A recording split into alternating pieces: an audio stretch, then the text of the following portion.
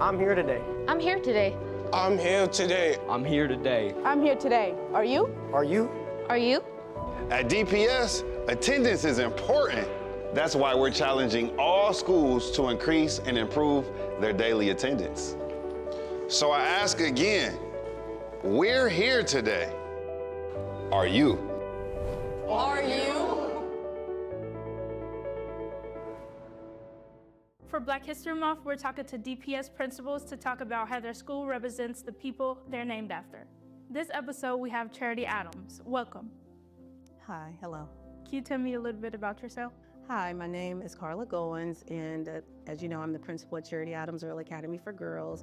I have been in the district for 30 years and the principal at Charity for 7. This is my 7th year at Charity Adams. Who was Charity Adams and why was she important?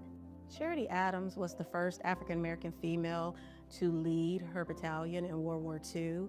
That was very rare at that time, so she was a phenomenal leader. What do students learn about Charity Adams in your building? So my students learned that Charity, one, as I stated, was a leader. She fought for equal rights, and she was just a trailblazer. So students learn how to lead, how to empower themselves, how to speak up for what is wrong, and we are strong believers in sisterhoods at Charity. As a principal, how do you try to carry on Charity's legacy? So we try to carry on Charity's legacy, one, by empowering our young ladies, cultivating their unique potential, making sure that they know they have a voice, and to speak up when they see that things are not right, and to be activists. How do you celebrate Charity Adams during Black History Month after your building? So this year, with the movie Tyler Perry created coming out, we're celebrating her by doing a special tribute to Charity Adams, so it's gonna be really awesome.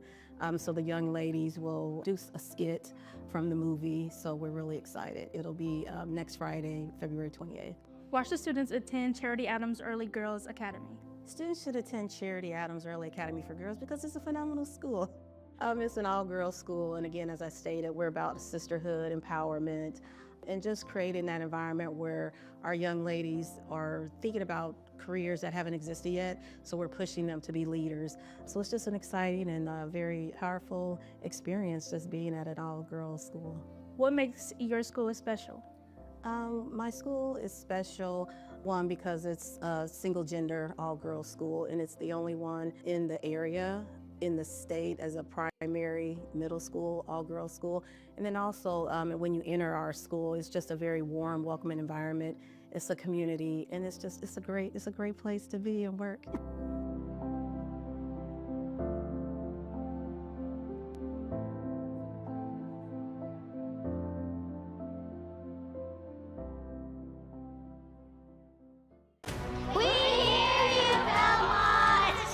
We hear your commitment to learning, and we're here to extend the challenge.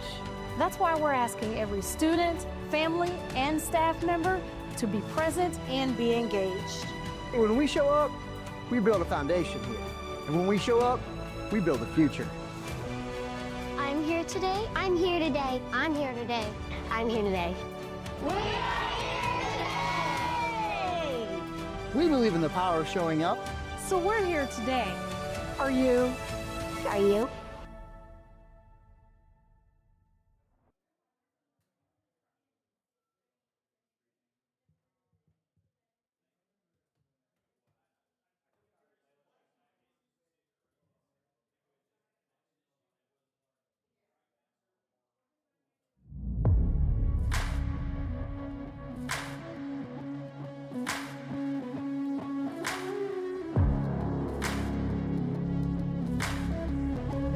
He's right next to them. DB's right here next to them. Hey, everybody understand that? Let's go. Get to work. Get to work. Hey, get a break. Hey, hard work on 3. Hard work on me. Hard work on 3. 1, 2, 3. Hard!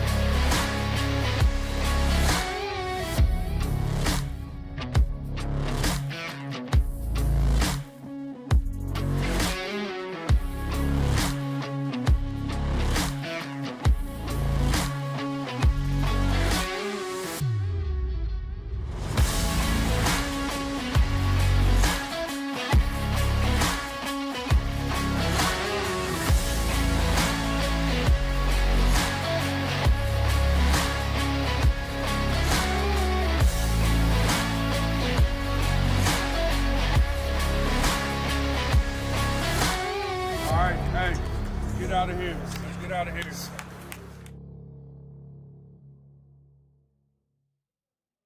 Hello, my name is Marley, and this school is called Memphis H. Montessori School, and the show that you are watching is called Ask a Kindergarten. Ask a Kindergartner.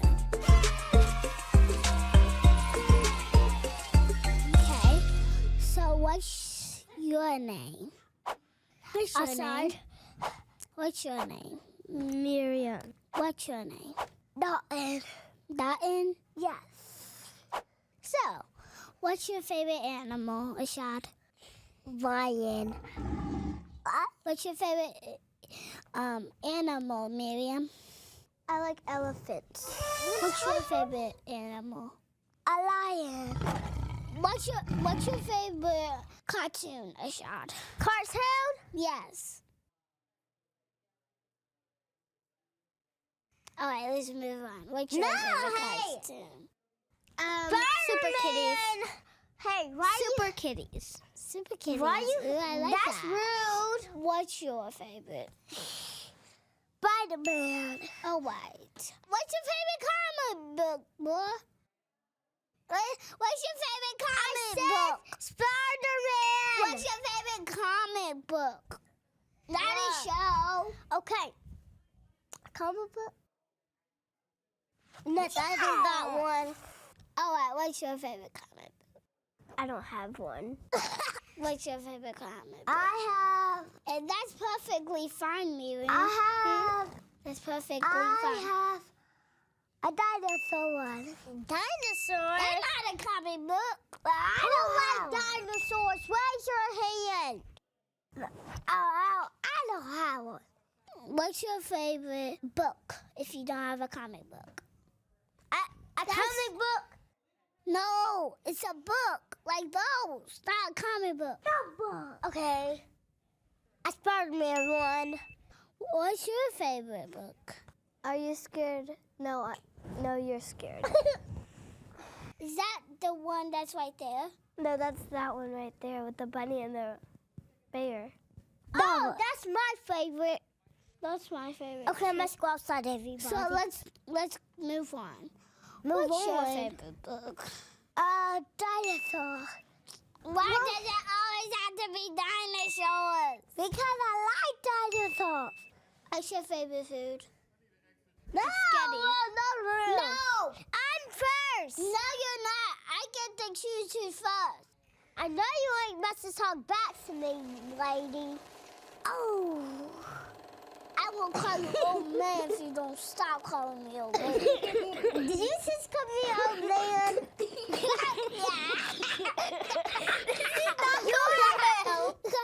So, okay, let's move on. What's your favorite movie? Spider-Man. What's your favorite movie? Dinosaurs. Why do I always got dinosaurs? Dinosaur movie. Wait, there's nothing because I like dinosaurs. That's a cartoon.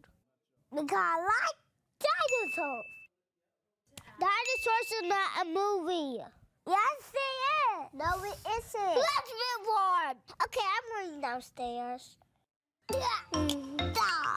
Thanks for watching As a Kindergartner. Make sure you subscribe. This is our first ever DPS Cares Health and Wellness Fair. We have vendors from a lot of local agencies here. This event offers outreach for our families. We are trying to hook them up with different services in our community. We wanted to make sure parents got messages about wellness, so we were able to bring our guest speakers in. We wanted to make sure that they had access to some of the great things like the yoga and chair massages. And we definitely want to feed everyone when they come out. And we just want to show them how much Dayton Public loves them, loves their children, and cares about them and their health and their welfare. I think they're going to take home that it is okay to take care of yourself, and we have to take care of ourselves before we can take care of others, ways that they can take care of themselves, and ways that they can take care of their families. Everyone's saying how wonderful this has been.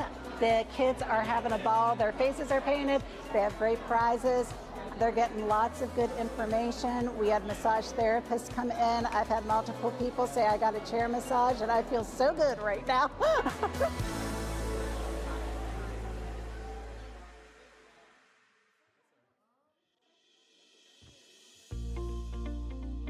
Hi, I'm Katie Philpott, Preschool Intervention Specialist at Rosa Parks Early Learning Center. My position is to educate all preschoolers who come through our doors into our classroom and service students on an IEP, Individualized Education Plan, and it's a way that all students can access the curriculum and education. The kids are vibrant and excited every day to come to school, and they're learning literally how to school, and that's so important. DPS has lots of opportunities for growth. They give you ample professional development hours, which you need for your degree to continue on teaching. It's a great place where you're going to meet all kinds of people. You're going to meet every kind of student there is, and there's going to be challenges for sure, but when you handle those challenges and overcome them, you'll feel so proud of yourself. I enjoy the people I work with. They are some of the best human beings you will find on this planet. I enjoy how there is a preschool program for families who want access to that. That's very important to the K-12 curriculum. It's a great place to be, and if you look around the buildings, you will see active learning, you will see bulletin boards with the learning on it, so you know that there are great things happening in the classrooms. Every child who enters our classroom feels that their learning is important and that they are valued and they are important. So being the one to do that is like a warm, fuzzy hug.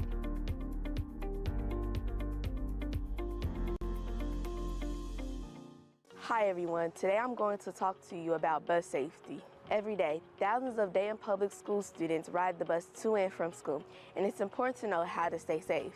First things first, make sure to get to your bus stop at least 10 minutes early, and while you're waiting, stand in a safe spot away from the road. Once the bus arrives, go straight to your seat so the bus can start moving again.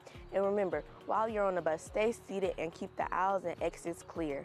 Just like in a classroom, listen to the driver and follow their instructions. This includes no foul language, no sticking your arms or head out the windows, and no eating or drinking on the bus. Lastly, make sure you only get off the bus at your assigned stop, and be sure to walk home safely.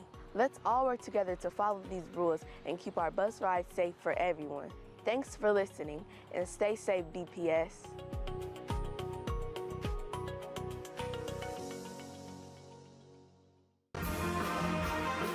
So today we're having an all-city arts festival, and we have lots of music today.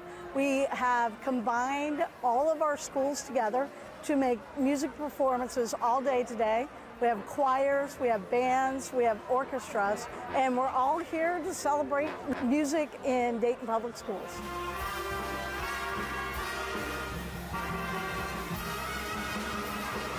A lot of these students come from schools where maybe their ensemble, their band, or their choir is really, really small. And so it's scary to come out and perform in front of people anyway. And especially when you're used to just a little small group in your classroom, but they've been doing a great job. I think it's a great experience for them because we all know as adults that we have to go and do some things that maybe aren't in our comfort zones, but with this group of people, their peers, they feel a little bit safer, and hopefully after this experience, it'll kind of feed a fire and they'll want to do it more and more.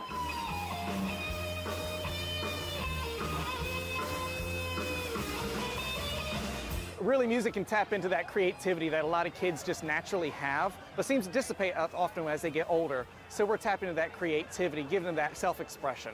So for a lot of our kids, this is their first opportunity to get up in front of people, especially in a venue this big, seeing that big smiles on their faces, especially at the end when they're coming off the stage, the excitement. And this is a good opportunity for them to perform and show off for their families, their teachers, their classmates, and the greater Dayton community. I think Dayton Public Schools has a huge amount of talent in our district, and we're happy to be here showing that off today.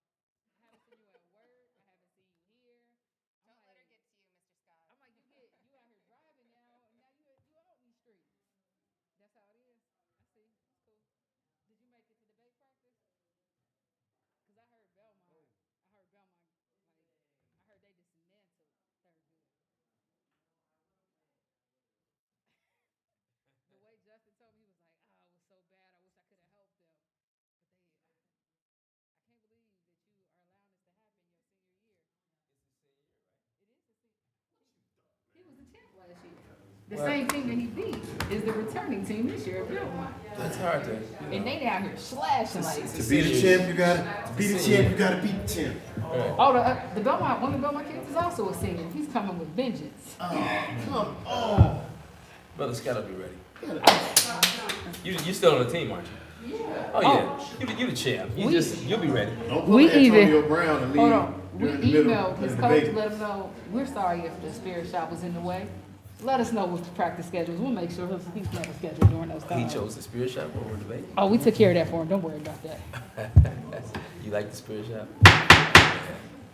I now call to order this March 11th, 2025 review session. Madam Treasurer, may we have a roll call?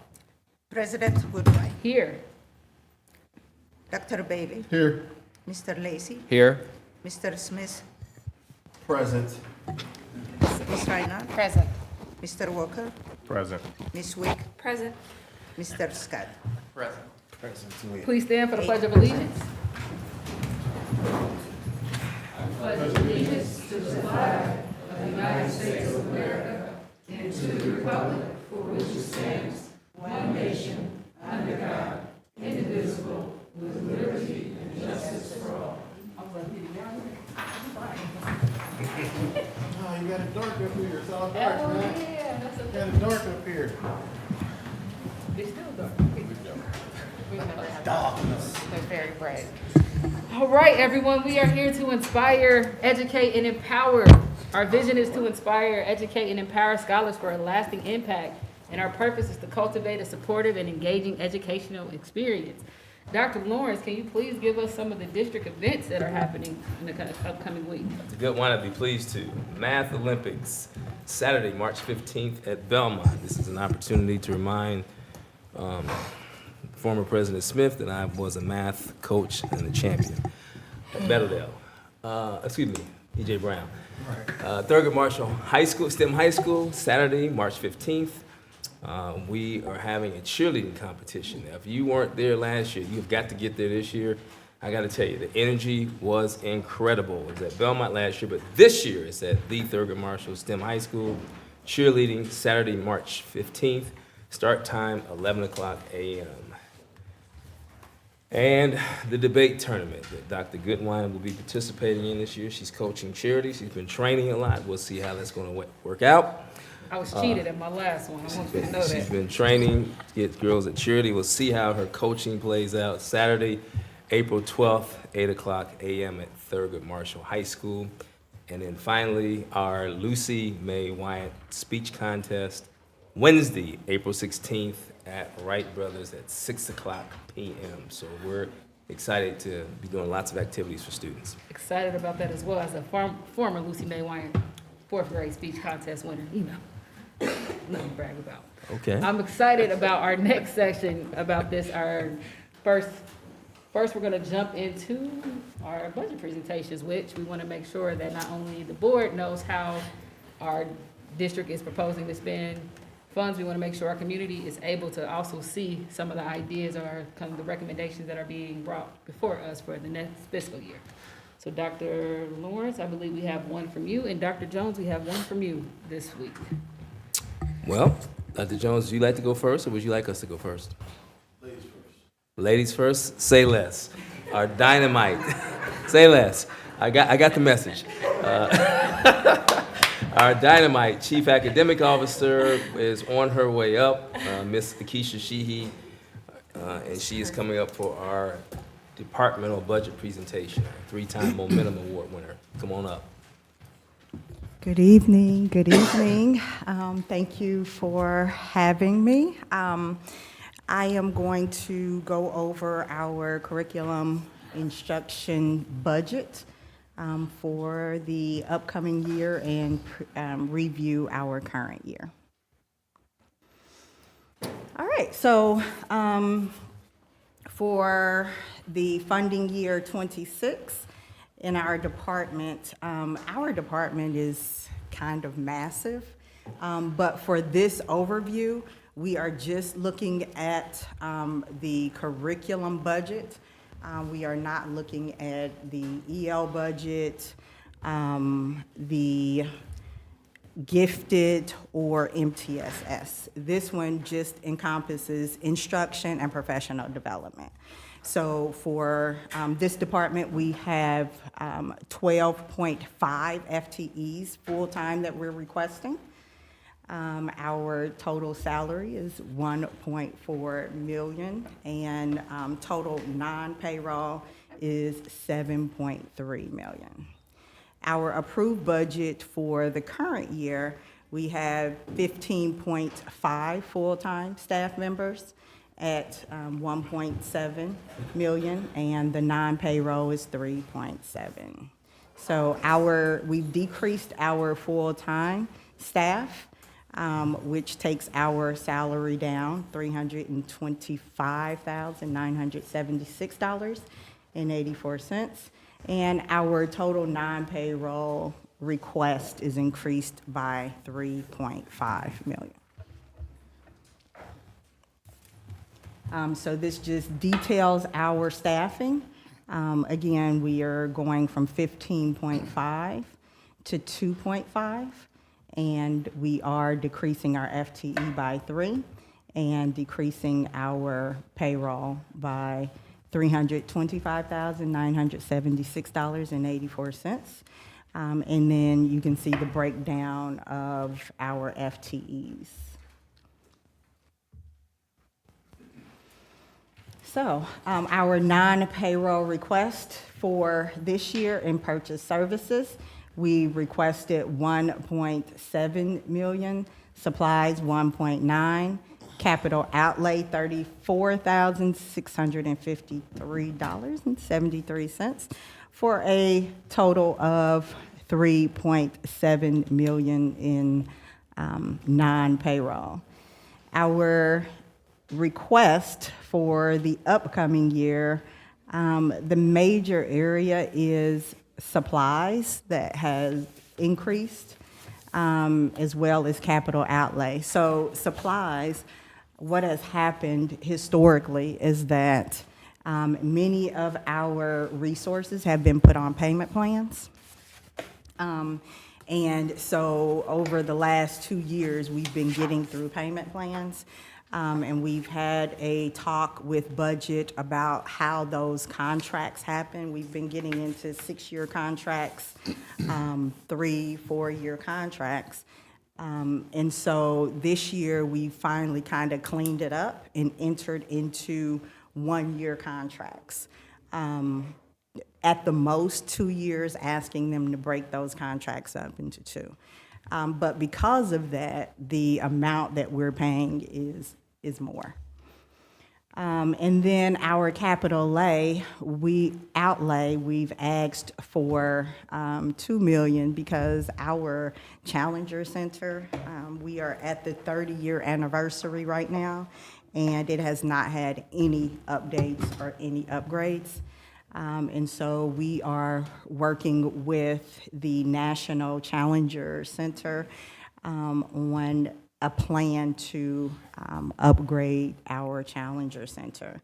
We also have some repairs that need to happen in our choir rooms at Stivers, which is about $225,000. So that's the reason that we're asking for an increase in our budget. Also, with supplies this year, we've really increased our advanced placement, our high-quality instructional materials, and our professional development. If any of you were at our professional development yesterday, you can see it's very comprehensive, so that we are providing the professional development needed to implement the high-quality instructional materials. And again, the Challenger Center request.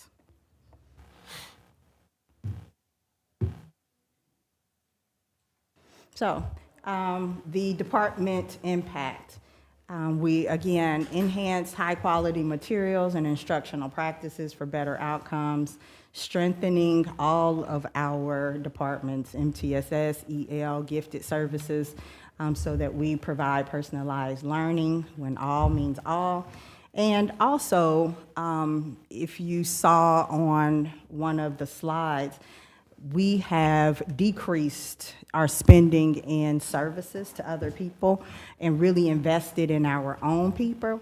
And we are working to make sure that that type of coaching and investment in people and not things gives us a return and boosts our retention and our impact on student learning. Any questions? Thank you. Open up the floor. Go ahead, Mr. Walker. So, question for me. So, on one with regards to staff, so you're looking to decrease it by 3. Are these currently full-time individuals, or are these in positions that have not been filled all year? Well, lucky for us, we will still have people on staff, but we were able to move it from general funding until federal funds. So a lot of our people are dual funded because of the professional development that we provide and those things, so we're able to use funding from Title. Okay, that didn't answer my question as far as you're at 15 now and you're going to 12. Is that under that one general fund, or are these grant-funded positions, and are these people that have jobs currently? They are people that have jobs currently. We will not be actually losing the people, the funding. So this is only for general fund. Those individuals will be funded out of federal funds. Okay. How confident in you, well, I don't want to ask that. Just looking at where we are nationally with federal funds, I mean, so that's another conversation for later. My next question would be, so currently your budget is $3.7 million, and you want to increase that to $7.3 million. I'm asking for a $3 million increase because the Challenger Center will be over $2 million. And that's already been out for bid, and that's what come back? Well, we'll be working with them, but this is something that only the Challenger Center can do. It's a national center, and all of the specs, it'll be a single source. But all of the specs, our people will do some of the work, but it's a national program, and that building it has to be done the way that the National Center says it has to be done. Okay, I guess I'm confused on where did they send you a bid that said that this is what they're going to pay for, and then out of what you just said, if this is going to cost $2.1 million for the Challenger Center, what of that will be in-house staff doing the work on and things like that? So they send you a proposal because they have these centers all over the nation. So they send you the proposal and tell you what the build out is, and then they work with our staff to say, these are pieces that you guys can manage, and then these are things that we have to do. All right, thank you. Mr. Lexi, did you have something? Okay, yeah. Okay, so this is instruction and curriculum, the department. But is it really more or less like two departments? One that administers instruction for Dayton Public Schools and pretty much affects all the schools. Yes. And then there's the Challenger Center. Is that pretty much, are there any other like little departments that were put under you guys that, They or have is that pretty separate much it? Yes, they have separate budgets. Yeah. So in this budget, the Challenger Center is in there and professional development. And so the professional development department is for the entire district, right? So Right. we not only do the professional development for academics, we do professional development for the entire district. You know, high quality materials are for the entire department. Yes. So how many people of the total are the Challenger Center? 3. 3 full-time people. Yes. And so it is a different line. Is it a different line item in the budget, the Challenger Center, or is it just under high quality? Huh? It's with that. It's just with them. Could we have a separate line item in the future? We can. We can. I appreciate that. Okay, and yeah, that's pretty much it. All right, Ms. Wood. Thank you. Thank you for your presentation. Always appreciate this degree of information so that the community and everyone understands how we spend our money in these important places. I do understand administration's investment in people, and people are, I think, what make the work exciting. So looking forward to seeing what that impact creates over the next year or two, and certainly hope that our staff understands that these additional professional developments and the work that the opportunities they're being given as a result of like making the work more exciting, making them better. So I really appreciate that. You mentioned that 2 things. First of all, that we had decreased spending in other areas for the investment in people, and I'd like to see a little more reflection on that, not right now, but I would like to hear about that a little more. And around the Challenger Center, I think the board has talked in the past about the fact that the Challenger Center is a rich opportunity for not just Kaiser, but for our entire community.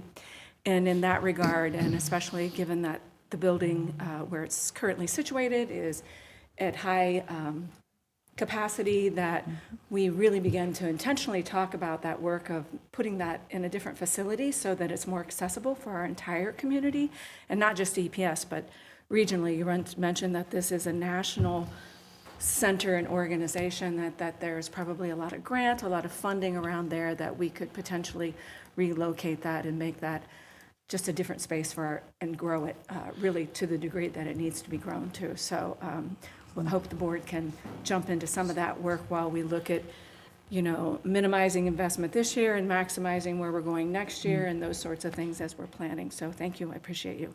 Thank you. Mr. Smith.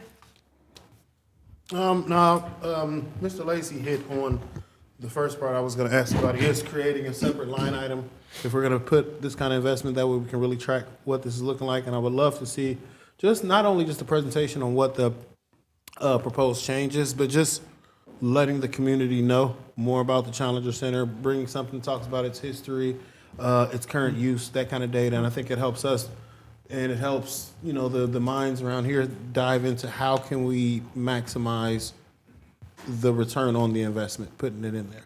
I think that'll be the huge thing, is how do we make this a space where now we can see, all right, we put this here because we're getting this back. We're putting this here to do this. So I would love to see that and look forward to it. Thank you for your report. Thank Appreciate you. We look you. forward to that. Thank you. Couple questions for you. On the supplies part, do you have an estimate of how many of that supplies is actual physical books? Because we have a warehouse full of books that we keep purchasing that just keep stacking up, that go unused. And I'm hoping that at this point in life that we can find a way to stop purchasing books that don't actually get utilized, since utilizing a physical book is no longer the way that people take in information? So one of our focuses this year was really around implementation, making sure that we have the right resources for students and making sure that teachers are using those resources and understanding how to use the resources. A lot of those books now, they are consumables. So students have something in hand. The resources are there, so we can stop printing papers and students can write. And they are, again, consumables. And we know that there has been times, because we've gone through the book rooms, that people are not using them.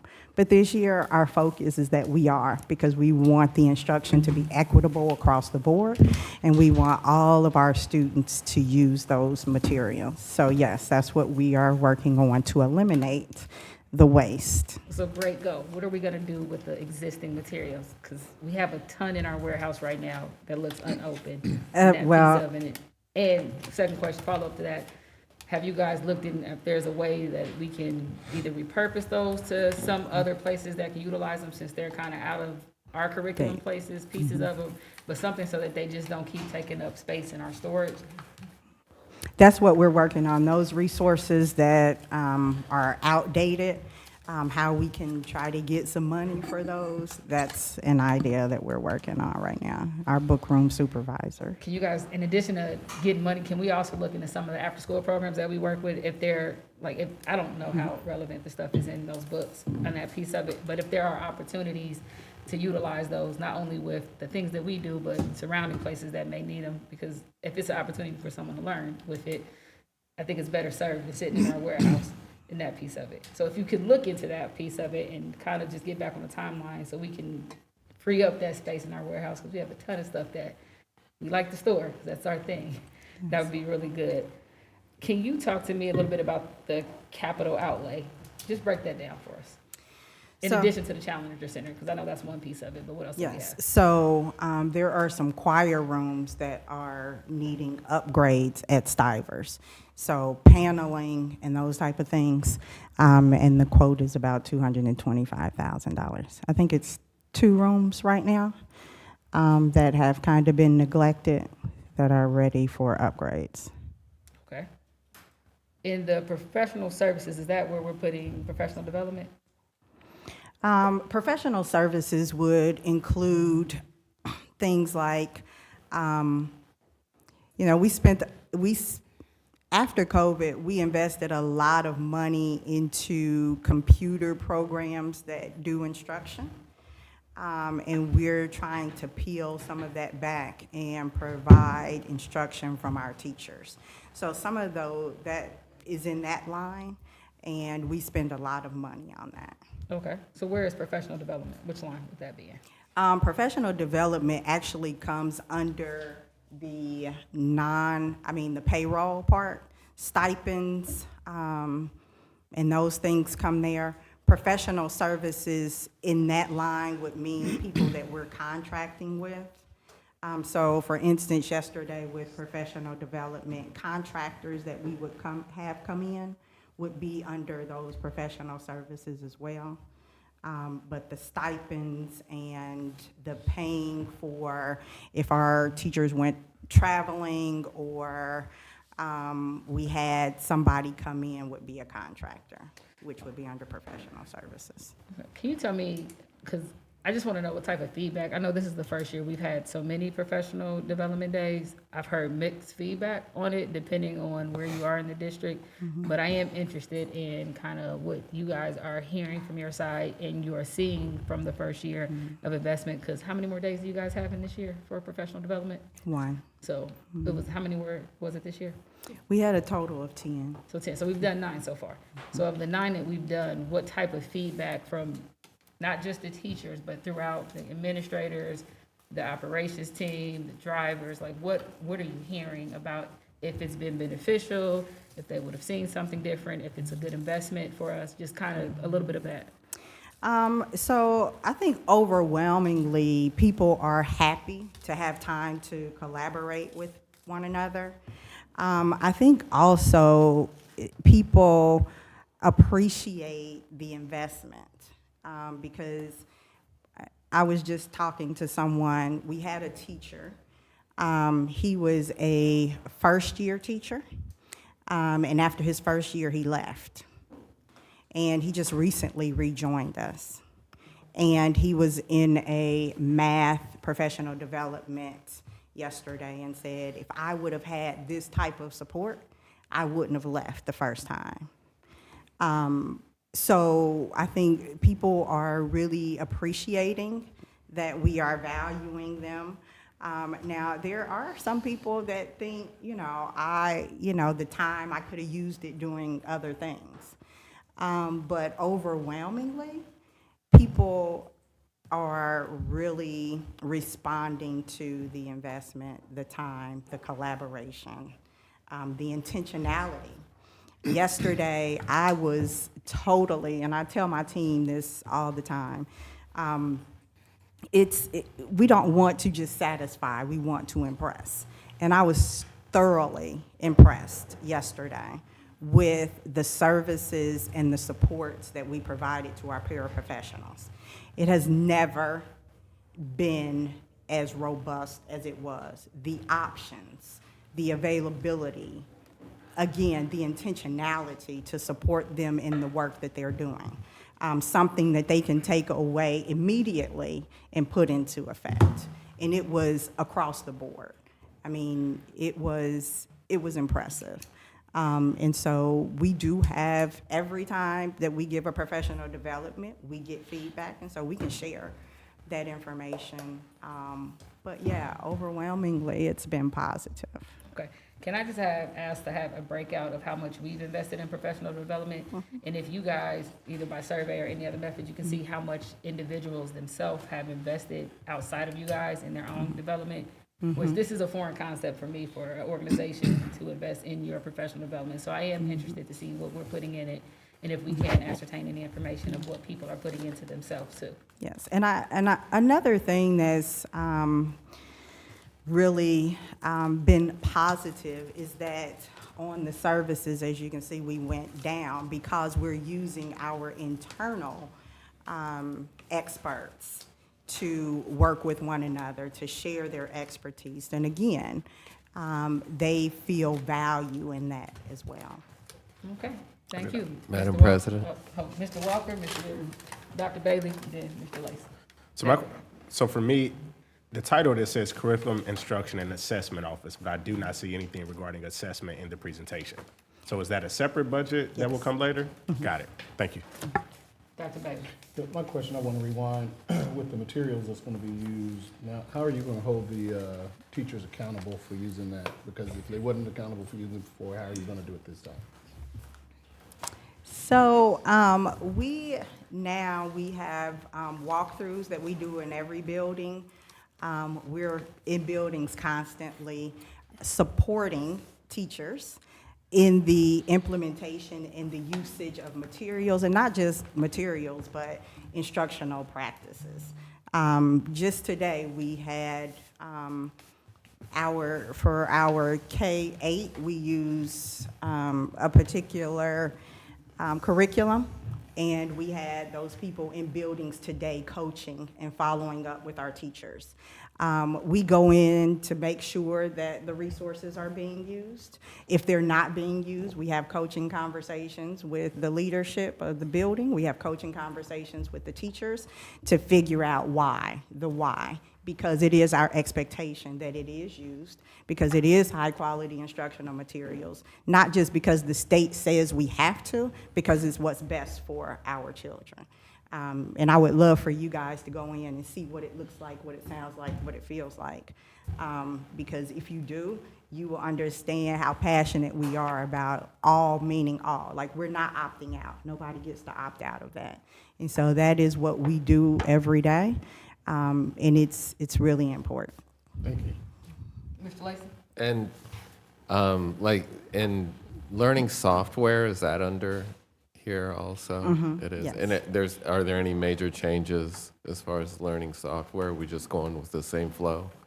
Well, again, we've kind of pulled back on a lot of it, pulling back on learning software and teaching teachers how to do it, because it's really important that we do that. So, you know, we did have some pullback on some things. Every year we're kind of pulling back. So this year, I mean, going into next year, one of the big pullbacks will be Success Maker, because we've talked about it for 2 years and said, hey, we're not getting the bang for our buck there. How do we intervene with our students? And that is a huge investment that we're not getting our bang for our buck for. So going into next year, the renewal of our resources will not include the supplemental Success Maker. And Success Maker is which Math. Math, that's right. Okay. And we've increased enrollment for the past couple of years, but I mean, are there other considerations for trying to accommodate increases, or do we not in our capital budget, or is there not? Is that just not necessary? In the capital budget? Well, it'd all come out of general fund, but in the capital outlay, I guess, is the. So, like Ms. Wick said, one of the things that would be beneficial for the Challenger Center is freeing up capital space at Kaiser, because we have students that are in trailers. So if we could invest in capital for the Challenger Center, that would be a win-win. Yeah, but capital, those projects come out of a different budget. So and Kaiser's the only place we have trailers, or what do you call them? That's it now? I mean, because we're growing, Yeah. I mean, that's a consideration that, you know. That we is get on- more of those things, or what? Well, we will be needing space. I mean, that's probably going off into someone else's budget. Well, I don't know whose budget you're looking at. This is curriculum. Should have went first. That's what she's looking at, the business manager. That's Right. what's expanding the buildings. Right. Okay, thank you. Mr. Smith? So, in the same way you talked about looking at getting the bang for our buck when looking at programs like Success Maker, how are we also doing the similar thing when we are talking about like professional development, working at it, understanding that, just tailoring it to, you know, some of the specific needs that we might see depending on what's going on in our communities? Because I really do appreciate the investment in professional development. I truly do, and I think the ability to really assess where we are from an anecdotal standpoint, where we are, and, you know, making people feel like they're being respected and built into, but then also from a data standpoint, like, okay, how is this moving the needle? You know, it might give us some information, but then what are we doing to ensure that the professional development we did in September is not forgotten by March? Or the ideas that were brought up at a breakout session in October are, you know, on the road to being implemented by spring. Like doing those pieces, because I think that's the fear, and not even a real fear, but that is what I would not want to be able to be in that space where, you know, we have this amazing professional development, we come up with these outstanding ideas, and then I'm back to work Monday and I'm back in the grind again. So I think I would love to see, I think Dr. Goodwine had spoke on it, like a real deep dive into saying, hey, these are the professional development pieces we have. This is what we've heard from it. This is what we're seeing coming out of the data. This is what we're seeing from people who may choose to leave or stay. So I really think diving in would do a huge service to our staff that is going through that, and then hearing from them about, you know, hey, this is something I thought of out of this, or this is something that I would want to see. And even if it's not a district-wide professional development, but working in spaces where it's this school needs this, this school needs this grade level inside of this building needs this. I think that kind of level of intentionality would be amazing with that, and I know you guys can do it. I would just say that the district professional development is about responding to things that we see as we're in the building, trends, district trends. And then building base, they respond at the building at the building level. So we have a professional development plan that aligns everything based on our needs and based on the data. So we use data to guide what it is that we do. And I would love to have you come to one of our meetings and just ask some of those questions, and we can share some of those details. Mark me down, mark me down. All right, are there any other questions? Thank you, Ms. Sheehy. Thank you. Dr. Jones?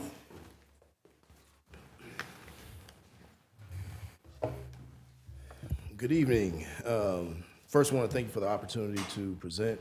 But before I begin the presentation, I want you to know that this does not include our capital improvement planning. Okay, the work that we're doing with Bradley Payne, we will have more information to share at a later date. Tonight, the presentation will be about, it's a comparison between fiscal year 25 allocations and what we are projecting to need in fiscal year 26, as well in terms of staffing and non-payroll items. So the first budget overview is distribution and logistics. As you can see, our request for FTEs is static. We requested 10.5 and 25, and we're requesting the same for 26. As you can see, for non-payroll, we are requesting an increase, but I will go over that a little bit later on in the presentation.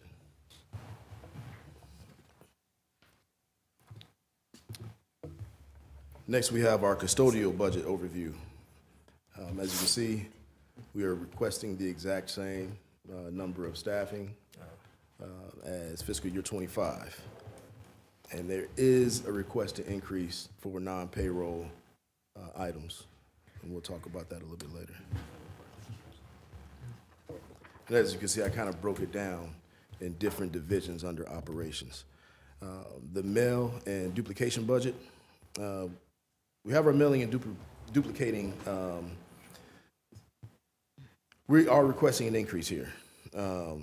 One additional FTE in order to better serve DPS. Currently, there's one employee that handles duplication and mailing. The volume of requests has increased significantly, which is a good thing. We're communicating more and more with our constituents, internal stakeholders, external stakeholders.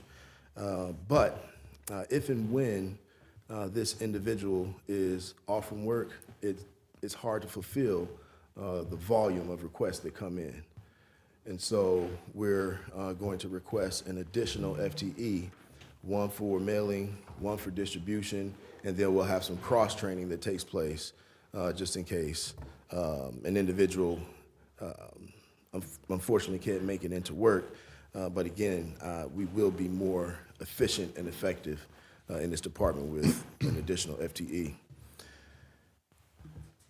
Now for maintenance, you see an increase of FTEs, but this was merely the addition of the business manager position, the associate business manager position, an executive secretary, and then we moved one of our custodial directors from that budget to maintenance. And so that's where the 43 to 47 comes into play.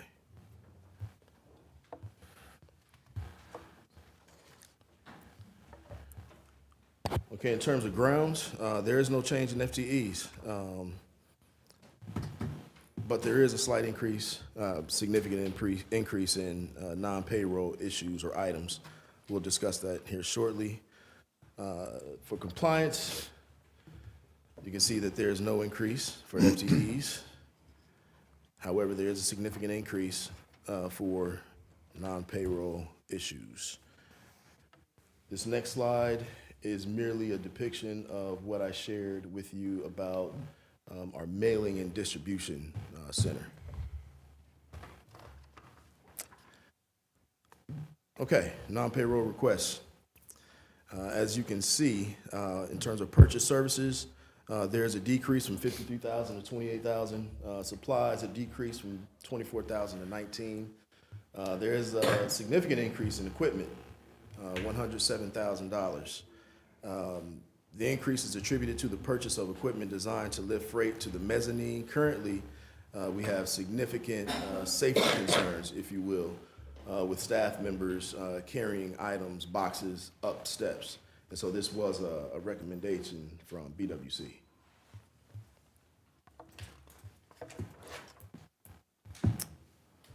For custodial, we no longer have preventive maintenance staff for equipment repair, and therefore we've been relegated to contracting out the aforesaid work.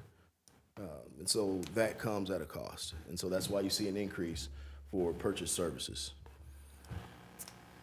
In terms of supplies, we've opened more buildings, Transportation Center, Welcome, Jackson Hyde International Service Building, inflationary costs for chemicals, cleaning supplies, paper products, plastics has skyrocketed. And so that's why we're requesting more funding for that.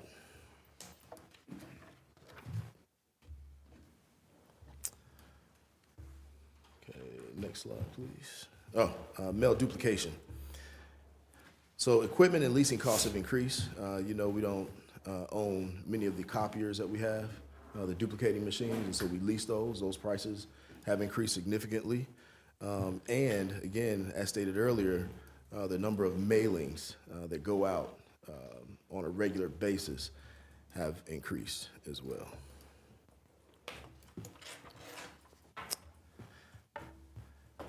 For maintenance, there's an increase for equipment. The cost of products and materials for maintenance have increased in general. We can give you a more detailed document that kind of highlights that. So we're asking for more funding there. For grounds, there was an increase across 3 areas: purchase services, supplies, and equipment. So rental of equipment to seal asphalt, clean out trees and shrubbery at our buildings has increased. In terms of supplies, due to the upkeep of district equipment, materials for striping fields, fertilization, salt and brine, all of these things have gone up tremendously. With equipment, if approved during the budgeting process, we're asking for an increase so that we can purchase street sweeper, just to make sure that our curb lines and our parking lots and streets are clean and clear. For compliance, I know that's a big number, 664,000. So we bid for electrical and sprinkler systems.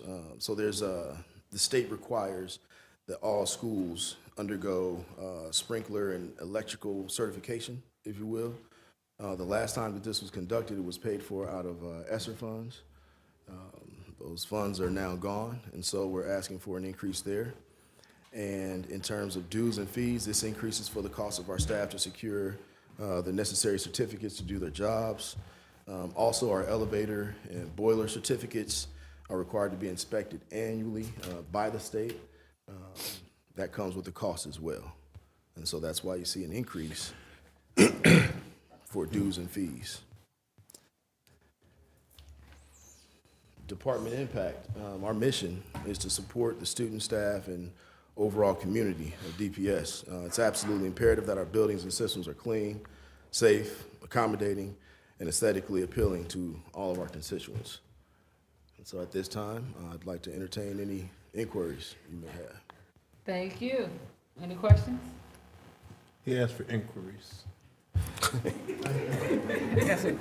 I'd like to inquire. Go ahead, Mr. Lacy. Oh, shoot, I forgot what I was going to ask. So you want a street sweeper? What? How do you currently clean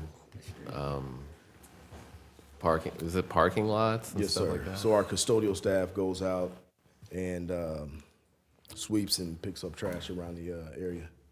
Along the street line and the street and sidewalk, the city maintains that. But I could see us perhaps maybe partnering and doing some of that work as well, just around the perimeter of the building. And at Welcome Stadium, do we do that too, or what? What do we do there? The UD maintains that. Like they shovel the snow and everything else. Oh, okay. We handle the inside of the stadium. That's all I have to inquire about right Mr. Walker, Mr. Walker, and Dr. Bailey. So totally, you're asking for $1.8 million in an increase in operations budget. Yes. So with that, I guess when we look at, for instance, Ludlow 1 is still here, Gardendale is still here, and nothing is taking place with these buildings. So I guess I'm confused on the increase on this side, but then what's still happening as far as nothing on this other side? That's a great question. Gardendale, we currently have our HVAC team utilizing that building. We also use it to store HVAC materials, OEC items, the partitions that we utilize here in this building. So we use it for storage, but we also have physical people in the building. Like working in the building? HVAC. Okay. Yep. And then with the budget, as far as the decrease is concerned, is that number reflective on the past 3 years? It has constantly went down, and you're figuring that this is the perfect time to say we're not going to need this much anymore, or is it just last year and we're looking at now? Last year to now. Yeah. Okay. That's it. Dr. Bailey? I'm kind of back on the street sweeper again. Yes, sir. One, how much does it cost, and why do we really need a street sweeper? It's a great question. It's something that the grounds folk brought to me, and I said that I'll give it a try. I'll ask. We know that it's a big ask, but it would help us to make sure that our grounds are neat. You know, having individuals go out and sweep, and pick up trash, I don't know is as efficient as having a sweeper. But I understand does a sweeper pick up trash? I mean, I'm just asking because I've looked at street sweepers and it seems like they just kind of push it to the thing. No, they actually have it's a vacuum in there as well. Oh, okay. Yeah. Oh, how much do they run? Do you know? You know what? I can tell you right now. You got an operations guy outside the door. Give me 1 second. Look, he can't wait. He can't wait. Exactly like I know. Come on in. Come on, get it. Come on up. Tell us.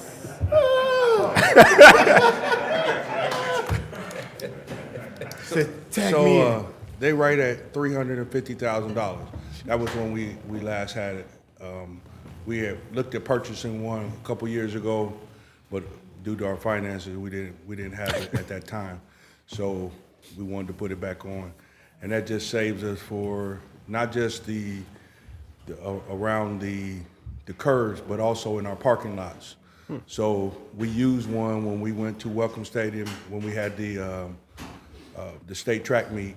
We had to rent one to take care of all of that.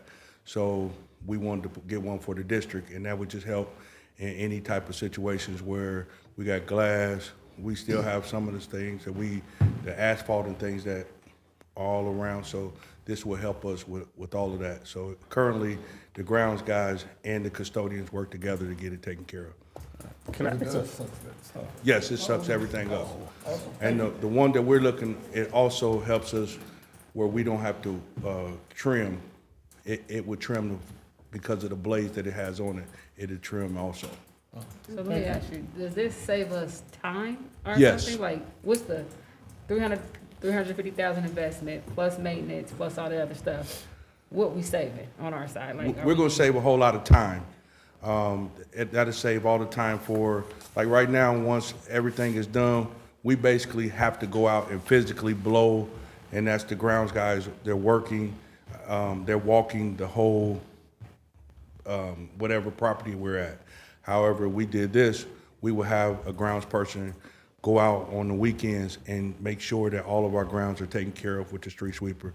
And that would just eliminate a lot of any unnecessary walking for the grounds guys, and all they have to concentrate on is just the fertilizing, the cutting, and the trimming, and the mulching and things of that nature. Okay, so I get the benefits of it. What type of time are we saving? Like, is this taking me out of overtime? Because weekends cost us more. So I'm trying to understand. It wouldn't cost us more, because right now we would have, on overtime, we're gonna have 5 to 6 guys. This will only have 1 guy that would be able to take care of the whole district. See, that's what you start with right there. Now I'm sold on it. I mean, Like, that's what you start with. Like, 6 to 1, this might make sense now. Yeah, okay. So what type of places maintenance this type of vehicle? So basically, we would have our transportation guys take care of all of our equipment. Now, if it's any type of specialty parts or thing like that, we would have to go back to the company to have them maintenance. But we had a street sweeper at one time. It was just outdated and it stopped sucking up. But our maintenance, our transportation maintenance guys, they actually took care of all the equipment. And this one vehicle will be used for all the buildings? Yes, for every building. Okay. Mr. Walker? Okay. So Dr. Jones referenced potential partnership with the city and supporting.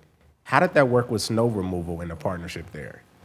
Oh, that was we sat down with Mr. Stovall at the time, and that came about because what we were having issues with during the snow removal is once the grounds guys plowed, the city would come and block our driveways with the street.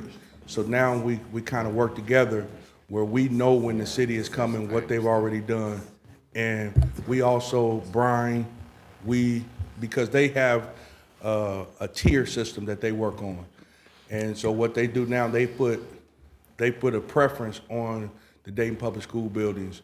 So they go around the buildings. We also brine some of their streets. So we take care of, that's our partnership. Yeah. So I think mine is more so, the city is its own government entity. So if we're looking at partnership, is the city going to pay us to go out and support them in these street efforts? Because now we're not looking at just our schools. I get doing it as a friendly thing, but the city's budget is way higher than ours. Thank you for that question. We're actually working out the details of that. Dr. Lawrence, myself, Stovall. He retired. Yeah, he retired. It's Richie now. Richie, Tom Ritchie, Jr. They were all in the meeting, and so we have yet to work out the details, but we do believe that we'll be able to save some costs, such as fuel and salt, perhaps. Okay. Are there any other questions? Thank you for the presentation.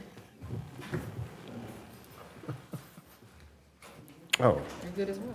No. Yes, sir. Oh, you have another question? So the business manager side does not have a separate budget. It's all under the operation budget? So Rick has not been feeling well. He would have been here to, No, I'm not talking about the presentation. I'm just talking about in general. So we have the superintendent's office budget, we have the treasurer's office budget. I see. So we don't have business manager, and then I would ask, we don't have internal auditor.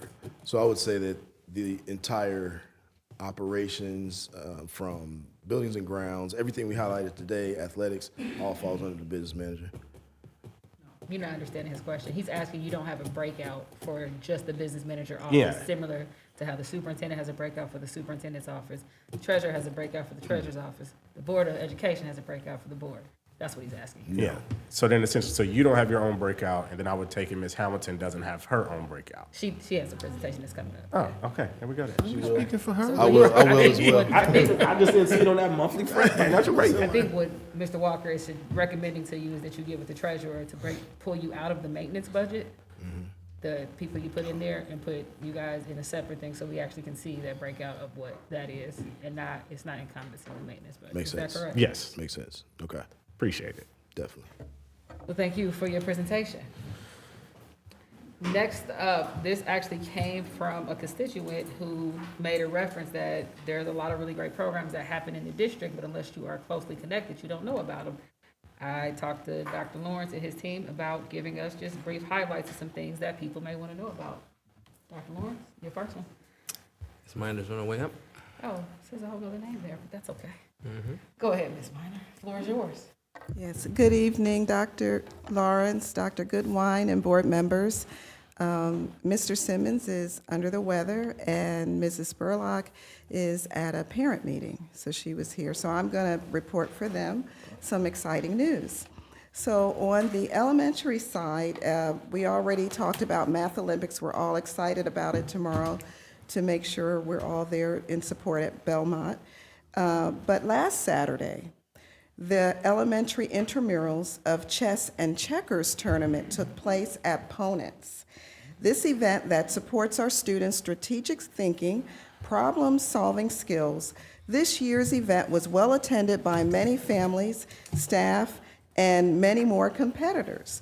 There were many tense moments and multiple tiebreakers in both chess and checkers for first through eighth grade places. First through eighth grade, and they had several people get medals and things. Our elementary intramural competitors will be recognized at next week's board meeting.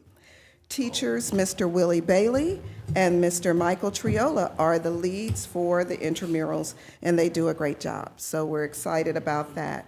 Another wonderful event that took place was Valerie Elementary School held its inaugural Hall of Fame at a basketball event which recognized students who met attendance and academic requirements. Valerie inducted Mr. Keith Cosby, a veteran physical education teacher of 35 years, 15 years there at Valerie, and Mr. Norris Cole, a Valerie alumni and DPS alumni who celebrated two-time basketball champion and two-time NBA champion into its inaugural Hall of Fame. So they're examples of the dedicated and hard work, successful future career plans that can be a reality with Dayton Public Schools. So on the secondary side, I have several announcements. We're excited to announce that 4 seniors at Dunbar High School from their marching band have already secured scholarships. 1 to Central State, Wilberforce, Simmons College of Kentucky, and Kentucky State. So the band program, we're excited about that. Yes. And we also, Dunbar is being highlighted for art. They have a new art teacher who actually came from elementary, transitioned up to high school, and is doing phenomenal. Mr. Watrous has a winner. Mr. James Powell won $250 for a suicide prevention art competition. So we're really impressed with that he did it, followed through, and he's a winner. So congratulations to our student, Mr. James Powell. Ponence today, this is hot off the presses, it just happened.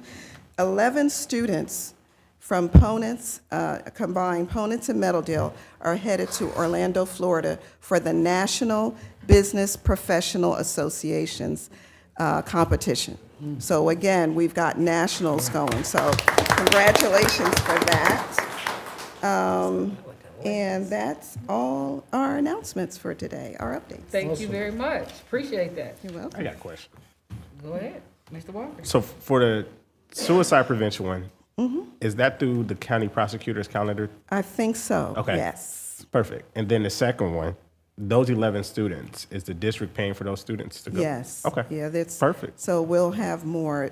It'll be a busy time, but we're excited about it, and they're headed to Orlando. I think the last group I saw, we was on a flight together, so. Yeah. Appreciate it. Yes. Thank you. We are now at the portion, if there are any bargaining units that would like to speak with us, this is your moment.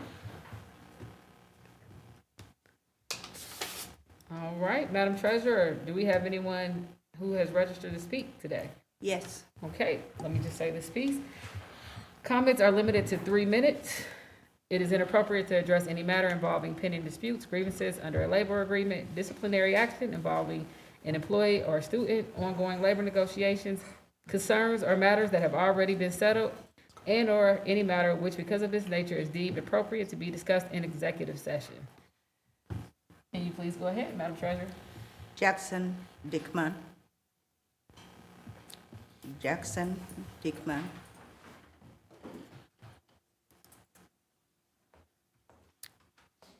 Royce Trammell. Royce Trammell.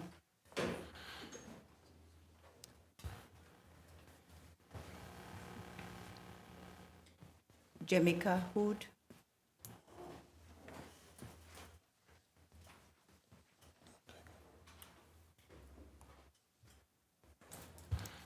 Good evening.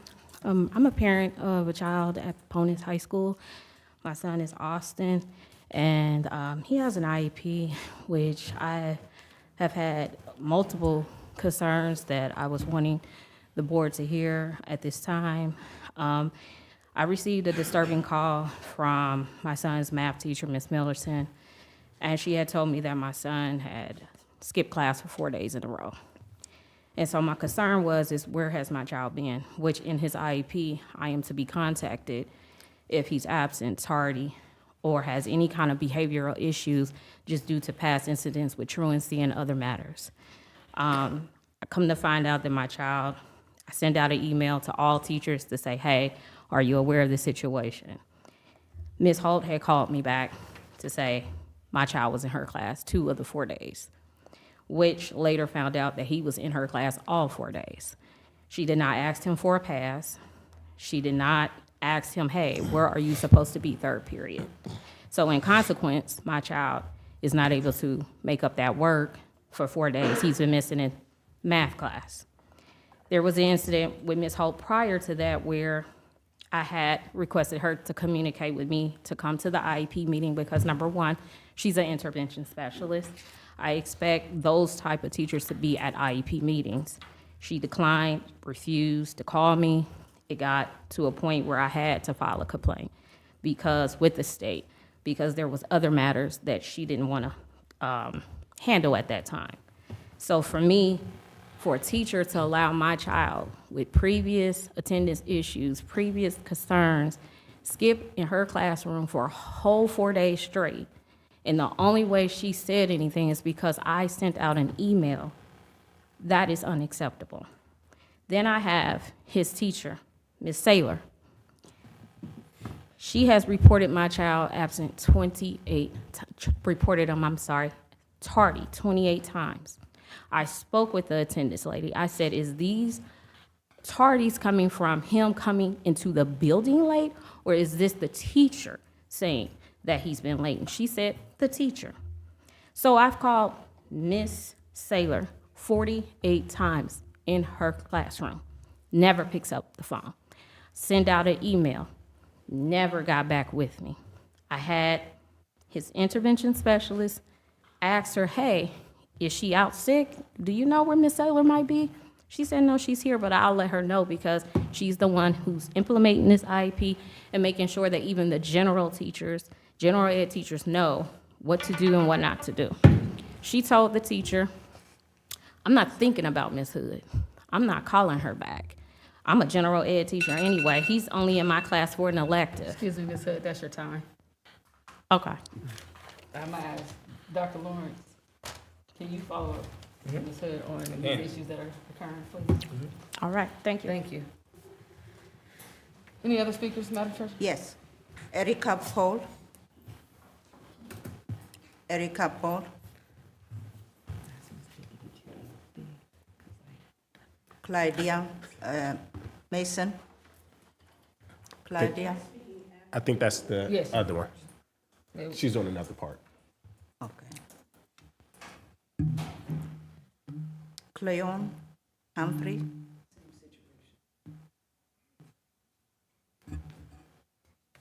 Okay. Any others? Matthew Harrison. Matthew. That's it. Thank you. Dr. Lawrence, That's the good one. Well, come on up. You here. Come on up. Just tell us your name and address for the record. Yes, my name, how y'all doing this evening? Good. My name is Harold Sheffield. I'm at 4121 Camargo Drive, Apartment C. Go ahead, floor is yours. Okay, I got hired on last year, March 11th, from Dayton Public Schools for custodial. I worked till June 27th due to my kids unexpectedly showing up, my 9-year-old and my 7-year-old. I took my kids with me to go to the Jackson Center. I talked to Hunter about it. Hunter told me to come down here and write a resignation letter stating the reasons why I have to be excused from working with Dayton Public Schools. I wrote in the letter that I'm sorry to have to let y'all go, but I will be returning when school starts back because my kids will be going back to their mom. I put my application in September of last year. Never heard nothing back. So I start working for a company called ESS, which is, they work, I guess, through you guys. So I've been working with them for like the last, since October the 11th of last year, all the way up to like 3 weeks ago. And I was wondering why I wasn't getting sent on assignments. It was brought to my attention when I called them that Dayton Public Schools no longer needed their assistance for substitute custodians. So I recently put my application in right before the issue with ESS. I put my application in. And I went down, I came down to this building and talked to a Kelsey Roberts. She told me how to go about it. And I did not know at the time that it was called Dayton Consortium. But anyway, I ended up putting in my application. Kelsey Roberts had emailed me and said that she had passed along my application, that y'all weren't doing no more substitute hiring, that y'all were doing assistant custodial hiring. I said, well, please put my application in. Okay, just the other day, I called to Jackson Center and I talked to a Tiffany. And I was asking her, have y'all got my application? Why haven't I heard anything? And she was very rude and disrespectful to me. And I really didn't appreciate that because even though I was working through ESS, I have not had no complaints about my work ethic. I've always been there every day on time. I work my schedule, and I'm trying to figure out why couldn't I get hired back on through Dayton Public Schools, and I have had no complaints or anything about my work ethic or how I do my job. Thank you. Dr. Jones is actually who we're gonna have speak with you regarding that one as he is over that department. Thank you. Dr. Lawrence? All right. I recommend approval of the following human resources 48 hour waiver. Vote. So moved. Is there a second? Second. Moved by Ms. Wicks, second by Ms. Ryder. Any questions on the motion? This is to add this to the agenda, correct? Correct. All right. Madam Treasurer, may we have a vote? President Goodwin, Yes. Dr. Bailey, Yes. Mr. Lacy, Yes. Mr. Smith, Yes. Ms. Reinhardt, Yes. Mr. Walker, Yes. Ms. Wick, Yes. Mr. Scott. Yes. 8 yeses. Your next recommendation? Recommend approval of the following 48 hour waiver. No, we just did that. Hey. No, we need another one for that one. No, they were two separate ones. Okay, I got you. I recommend approval of the following administrative appointments. Item A, change your classification. We're on A. I'm all over. No, look. That's what you're giving me. Got you. Recommend approval of the following human resources 48 hour change of classification. No, you're reading the action, and that's wrong. Read the bottom, yeah. It's no 48-hour waiver, though. It says it right there. I know, that's incorrect. Okay, so is there a motion? His change of classification, item A. So moved. Second. Moved by Ms. Wick, second by Dr. Bailey. Are there any questions? Yes. Go Mr. Smith, then Mr. Walker. First. What you first? We might be the same question. Go ahead. How does this affect current staff that is working in what was the manager role at first, that is now a generalist role, with regards to their benefits and things like that, because they were on the administrative side already, and this will place them now on the DSS side, which I believe is a different benefits classification.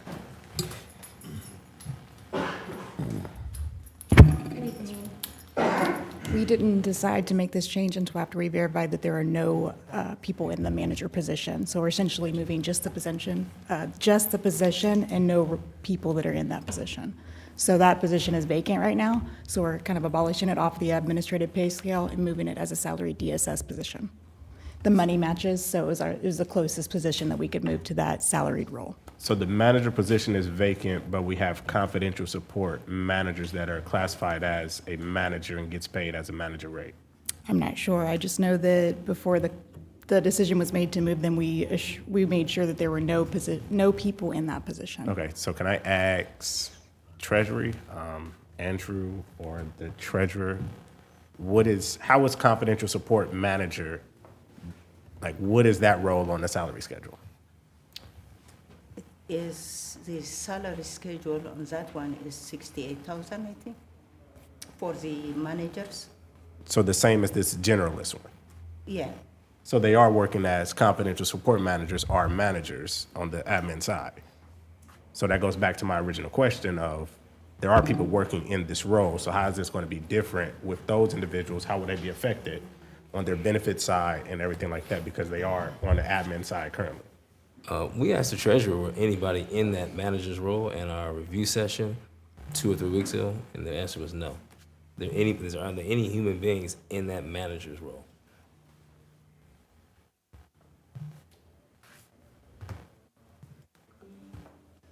So it appears we're getting conflicting information on that one.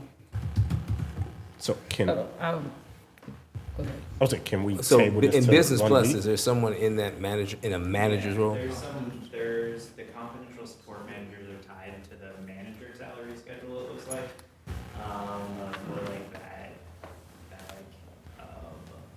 pay scale for the new ones. Could you just do like another position? Just Actually- like do a motion for like another new generalist position under the DSS that would just Actually, follow the same? I got another one. Ms. Wick, can I ask for a friendly amendment to your motion? To amend it to not impact the 2 confidential managers Yes. in those positions? Yes. You accept my friendly amendment? Is Thank it- you.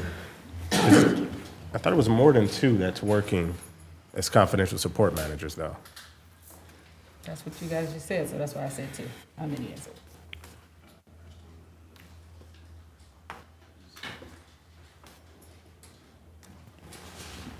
Ms. Wick, I'll just change mine to a friendly amendment to any of the confidential managers as of today.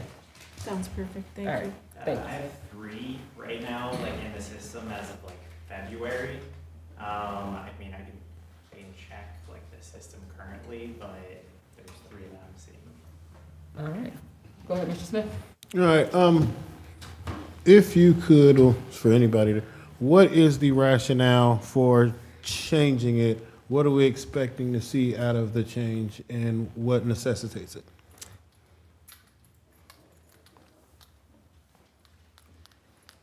Currently, DSS roles in the department, we need them to work over a lot. So they're getting anywhere from $10,000 to $12,000 or more per year on their salary for that overtime piece. This would allow us to have them, with being salaried employees, work those extended hours if we need them and not have to nickel and dime us on the overtime part of it. In addition, when I first started, those HRPY positions, we had to pay overtime because everyone who left says that, hey, you owe me for all the additional hours that I've worked. So in almost every case when someone's left, we had to turn around and pay them. I think you both are missing the key thing from the agenda setting that we had there, where you discussed that you were trying to get out of giving individuals administrator titles that have no supervisory roles. So that piece is a big piece that you both forgot to say. Appreciate it, thank you. You're welcome. Any other questions? Go ahead, Mr. Walker. Madam Treasurer, may we have a vote? President Goodwin, Yes. Dr. Bailey, Yes. Mr. Lacy, Yes. Mr. Smith, Yes. Ms. Reinhardt, Yes. Mr. Walker, No. Ms. Wick, Yes.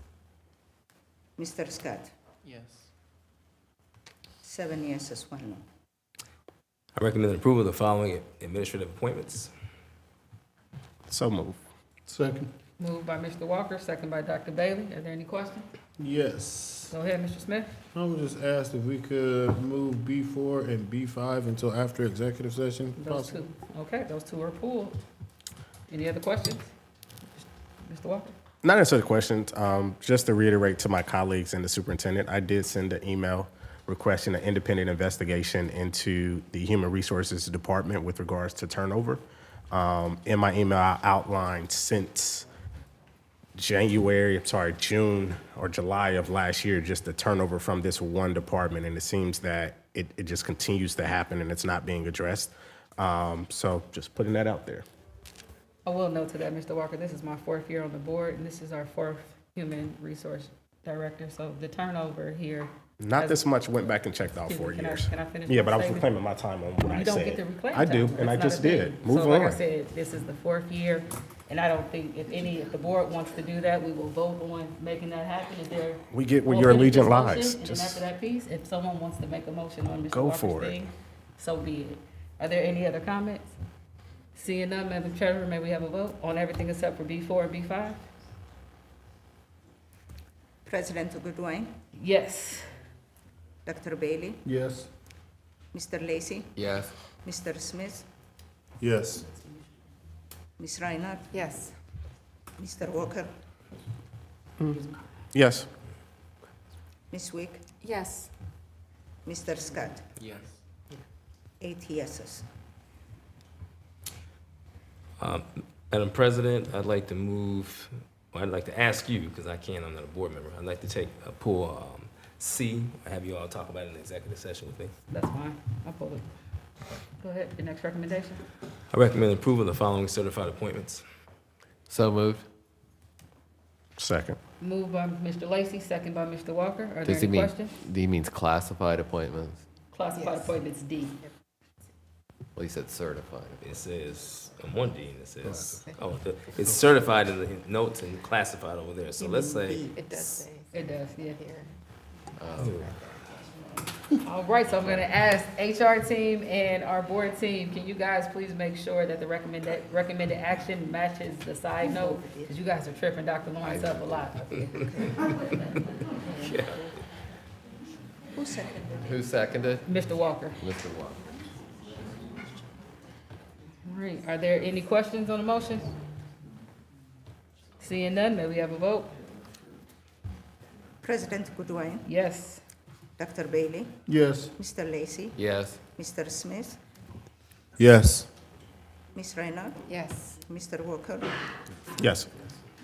Ms. Wick, Yes. Mr. Scott. Yes. 8 yeses. I recommend approval of the following classified exempt appointments. So moved. Second. Moved by Mr. Lacy, second by Ms. Wick. Are there any questions? Can I separate E4 for a separate vote? You sure can. E4. E4 is for a separate vote. Any other questions or comments? No, comments. I mean, to me, this was a workaround to bring somebody else in HR under a different title that's not in their current budget. That's just it. Any other comments or questions? Madam Treasurer, may we have a vote? President Goodwin, Yes. Dr. Bailey, Yes. Mr. Lacy, Yes. Mr. Smith, Yes. Ms. Reinhardt, Yes. Mr. Walker, Yes. Ms. Wick, Yes. Mr. Scott. Yes. 8 yeses. And now vote on E4.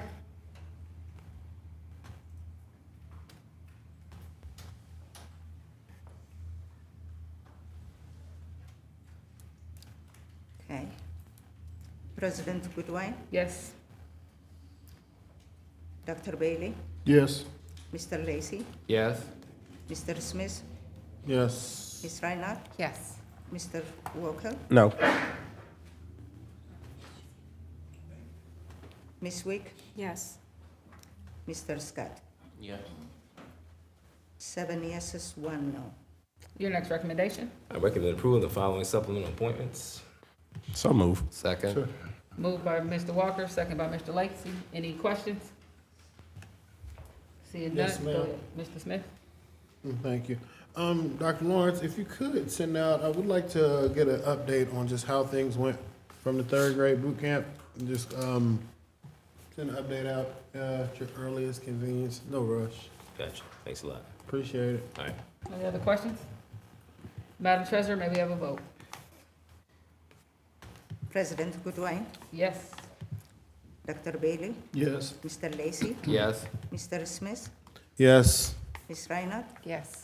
Mr. Walker, Yes. Ms. Wick, Yes. Mr. Scott. Yes. 8 yeses. Are there any questions or comments on the budget information? Dr. Lawrence, your first recommendation for review. Contracts for review, there should be 4 of them. 5, actually. 6. All right, are there any questions? Yes. Go ahead, Mr. Smith. Thank you. With Sentinel Technologies, I know we've had kind of up and down with some things.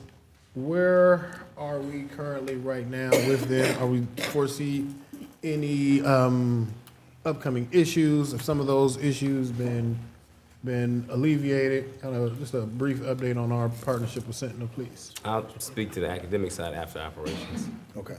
I'll speak to the first part of that. We met in the fall where we had a meeting for just a review of quality of services. And things got a little bit better. We have since had more conversations about some issues that we're struggling with. And I think that we could go into more detail. Next week, legal will be Right. here. Yeah. Okay.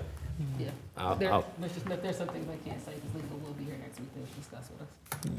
Is that the proverbial we? However you take it, sir. Then I will hold the academic response until then.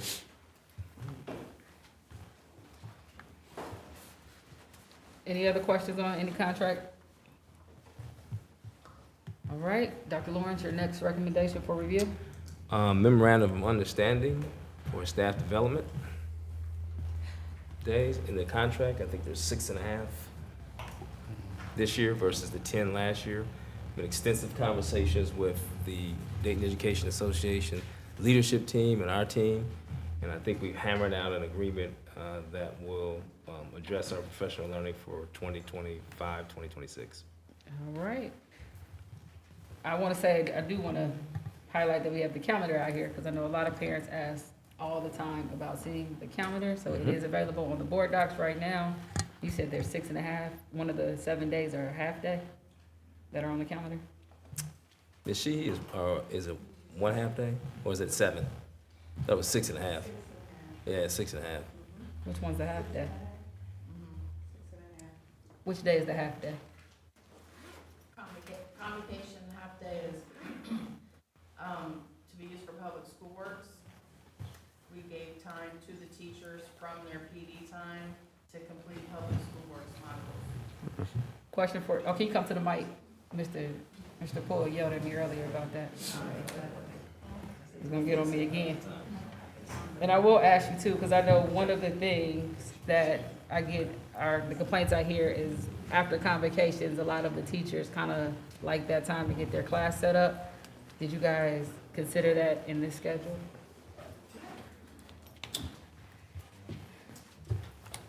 Evening.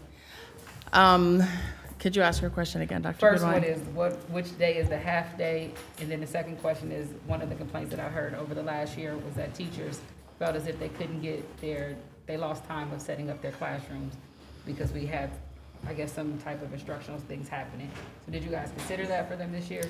They have the same time this year that they've had for decades. They have a designated teacher work day that is completely uninterrupted prior to the first day of school. Okay, and then the half day, which one is the half day? I believe it's Convocation Day. I wasn't August prepared to 8th. come up. Yeah, August 8th is the Public Works Day?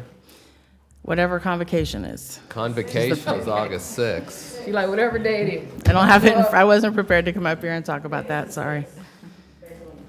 So August 6th says Convocation Building PD Day. Correct. August 7th says District PD Day. August 8th says Building PD Day / Public Works Day. There it is. And then there, That day is the day in which they will have uninterrupted time to complete their public school works modules, which we've not done that before. Okay. Are there any other questions? While we got Chief Dooley up here? I don't know if it's too early to ask on convocation. I know a lot of staff would like for the cookout to return because that was a time for them to engage with their colleagues.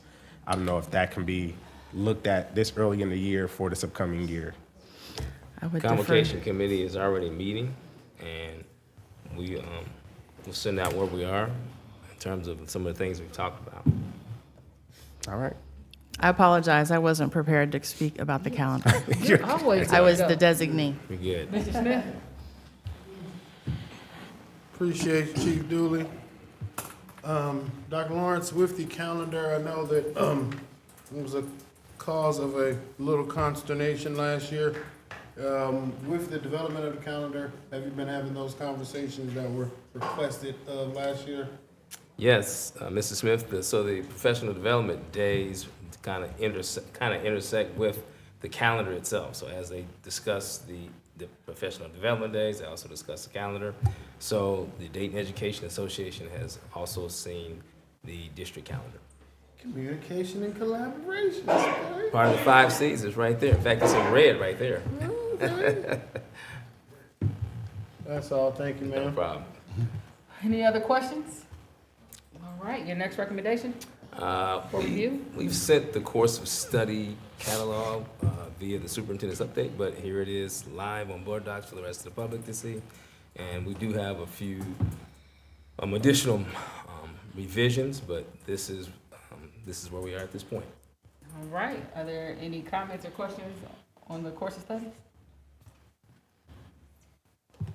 Go ahead, Mr. Swift, I got a ton. I just want to see. You go. You go ahead, first. go I got a lot. ahead. Nah, the floor is yours, go You ahead. sure? All Go right. ahead. I appreciate putting this thing out. I think it's very, very good to be able to see what are some of the things being offered, some of the things that are new. I will say, from me, as a parent and board perspective, I would love to see just intentionality with finding space for programming at schools that currently and in the past years or so since I have been here, even though we're increasing those, they still lag far behind. And as we talk about being competitive and increasing enrollment, I just think getting into those spaces, finding what are some of the things that we're missing, where are some of the gaps, also just finding ways to add new things, not trying to replicate, and not having to pull things to be able to replicate. So just from my looking at it, just it seems that some schools, some spaces have a lot more offerings or more robust offerings. So I would encourage us, while I am encouraged by the steps forward we have taken, I definitely think there's a long way to go.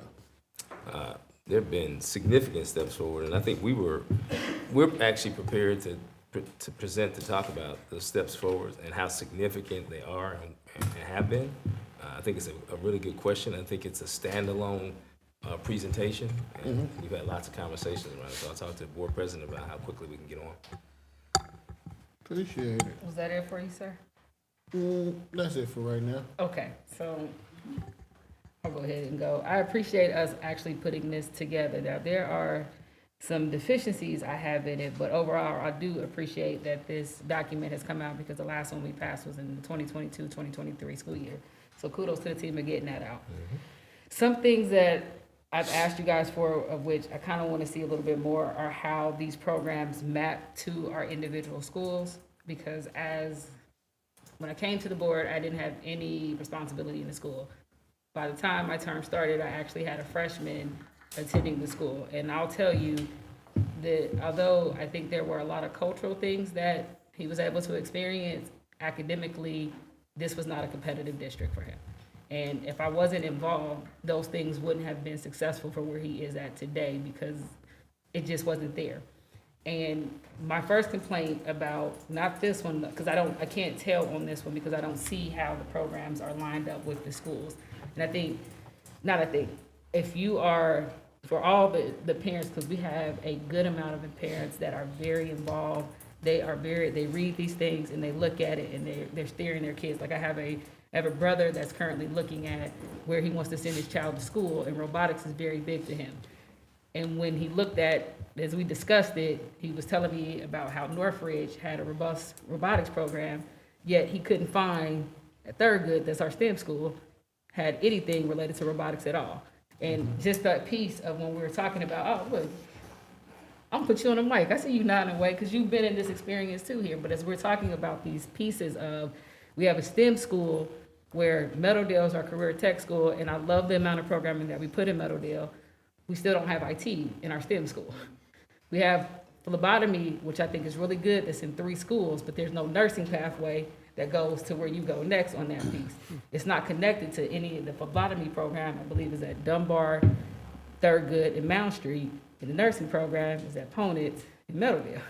So we're not giving them those pathways, and I know that we're capable of, I want us to think, to Mr. Smith's point, when we are looking at this curriculum, whether you put your child in DPS or not, build it in a way that you would want if it was your child going through these programs, not just the people who they'll leave here and they'll be able to become an STNA. That is great if that's someone's goal. I still want them to be exposed to different things in that piece of it here.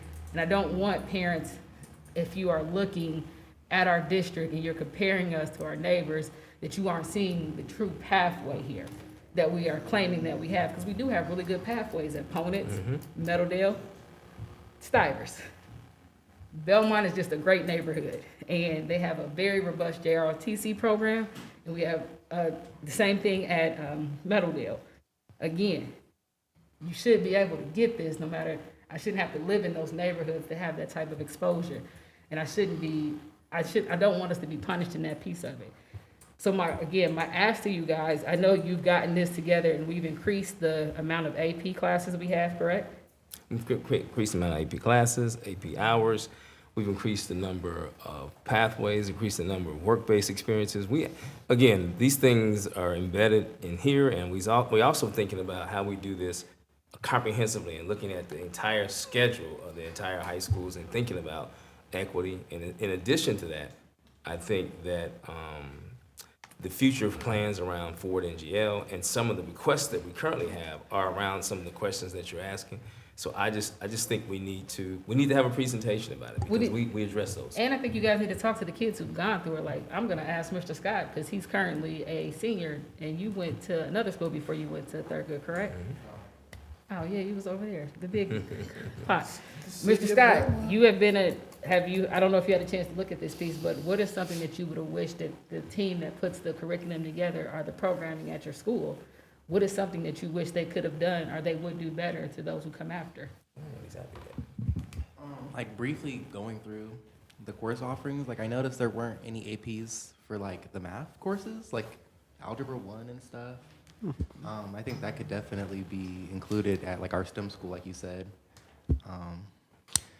And yeah, I mean, I went to Belmont. I remember a time where we didn't have any AP classes, and like barely any CCP offerings too.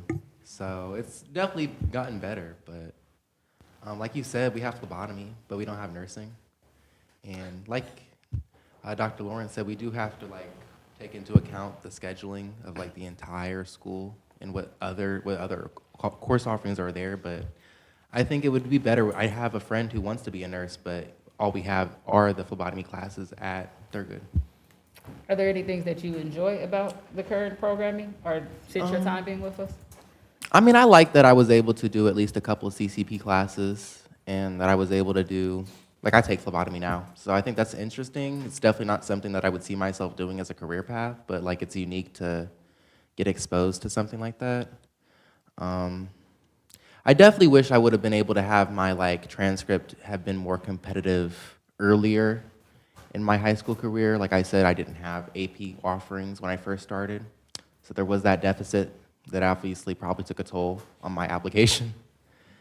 But what I enjoy, I mean, I enjoy what's being added along the way, although I may not be able to experience the full impacts of those as a senior. We just got here. Yeah.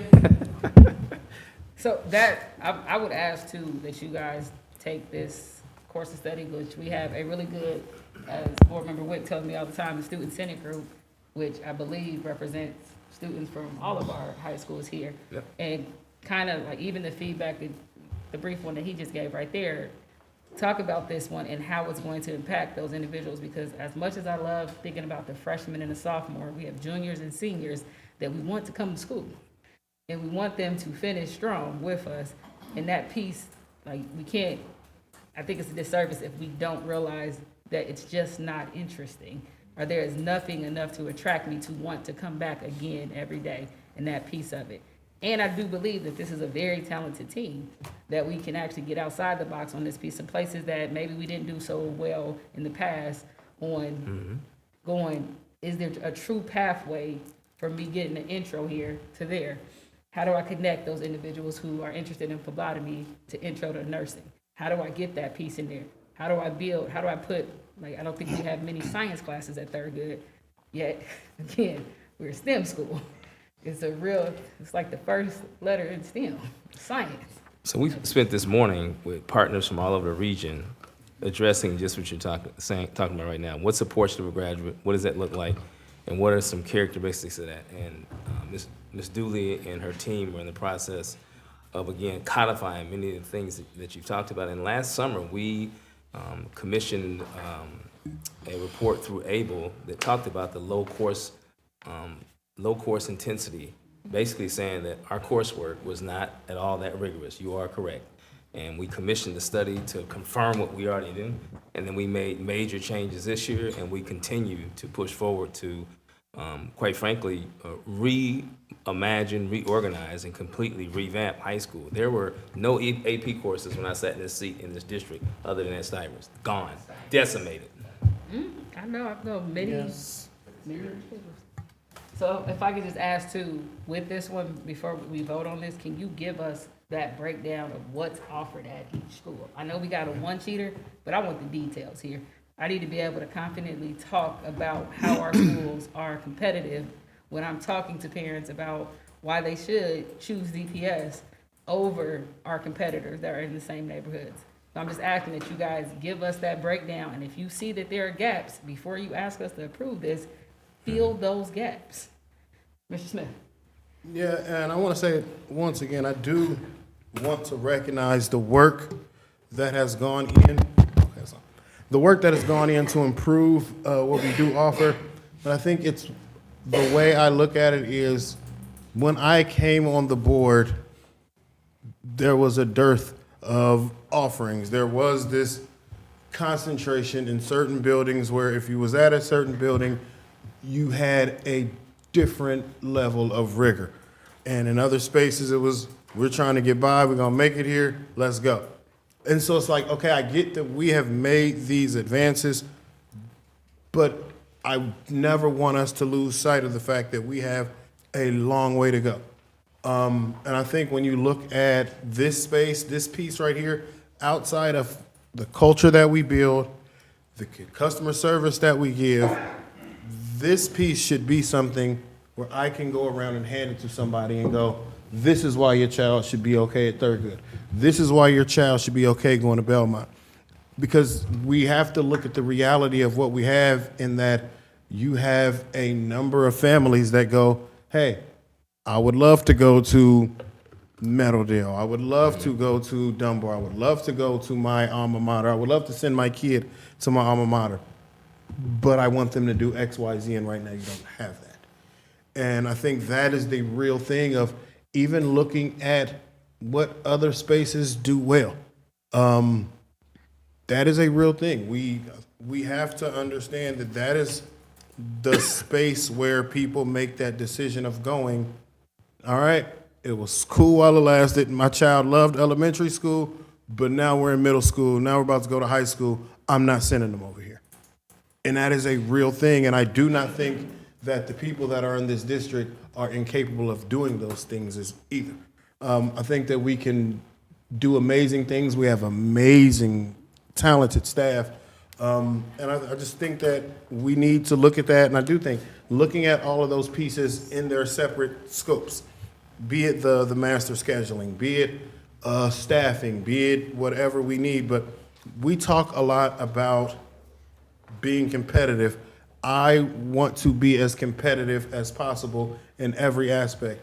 And I think this is where we talk about that thing, because that's where, when I'm out and having conversations, that's the thing that people talk about is, thank you, sir, is how do I feel with my child being in DPS? And I would want this right here to be something where I would feel completely comfortable and completely confident going to a parent and saying, hey, this is why you should go to DPS instead of leaving the district. This is why no matter what school you choose to go to, you have this level of learning, whether it be being at Meadowdale and doing the programs there, or at Ponance, or if you want to go to Dunbar, these are what things we're going to offer here so you can have a rigorous education. If you're at Thurgood, you can have this rigorous education, because I think also we set ourselves up if we're not doing that, because every year we have these senior days and we have seniors that are going off to college, and we celebrate them for having these high GPAs. And I can say, because I was one of them, and I got to Xavier University in my first math class, I looked at my test and thought my mom was gonna kill me. Because it was like, I wasn't in that space of, yes, at my high school, was amazing, got straight A's in these classes. I got to college, it was not like that. I hadn't been tested in that space to where I needed to be tested, to where I could move in that space. I didn't know how to be a college kid. And I see too many of our kids here, by spring, they're like, yep, I came back. Wasn't for me, couldn't do it. And I think the more we up that rigor, the better off our long-term outcomes will be as well. So appreciate the work, and I just know you can do it, Doc. We got You're right. this. We just finished finishing the publication. It's in your hand. They were going to mail to the entire community so that they have it in their hands.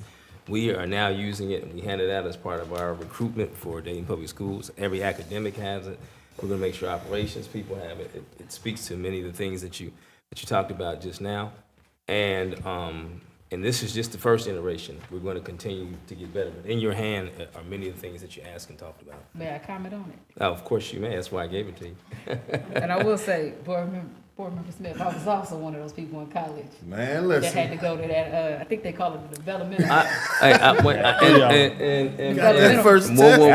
Matter Clair. of fact, it was so bad that it was in a building that you had to go all the way across college to get to, and you ain't want people to see you there. And I'm like, dang, DPS failed me. I had one at Sinclair. Mr. Smith, I want to say, I want to address that too, to say that I hear you. In fact, you and I were talking about some work, bringing in some folks to work with our outgoing seniors to prepare for that transition. I'll talk about that later. They're gonna need some classes. So this is the book that Dr. Lawrence handed to us, which is a good book. I do want to highlight here just a quick. Could you say that one more time? Let me go ahead. So it's a good book. It's something here. I'll give you that one. Just say it one more time. But when you see, look, when you open it and you see Ponance, it's about 4 pages for Ponance. Dunbar has 8 pages. Stivers got 3. Stivers has 3. Thurgood has 8 pages. That's 2 pages.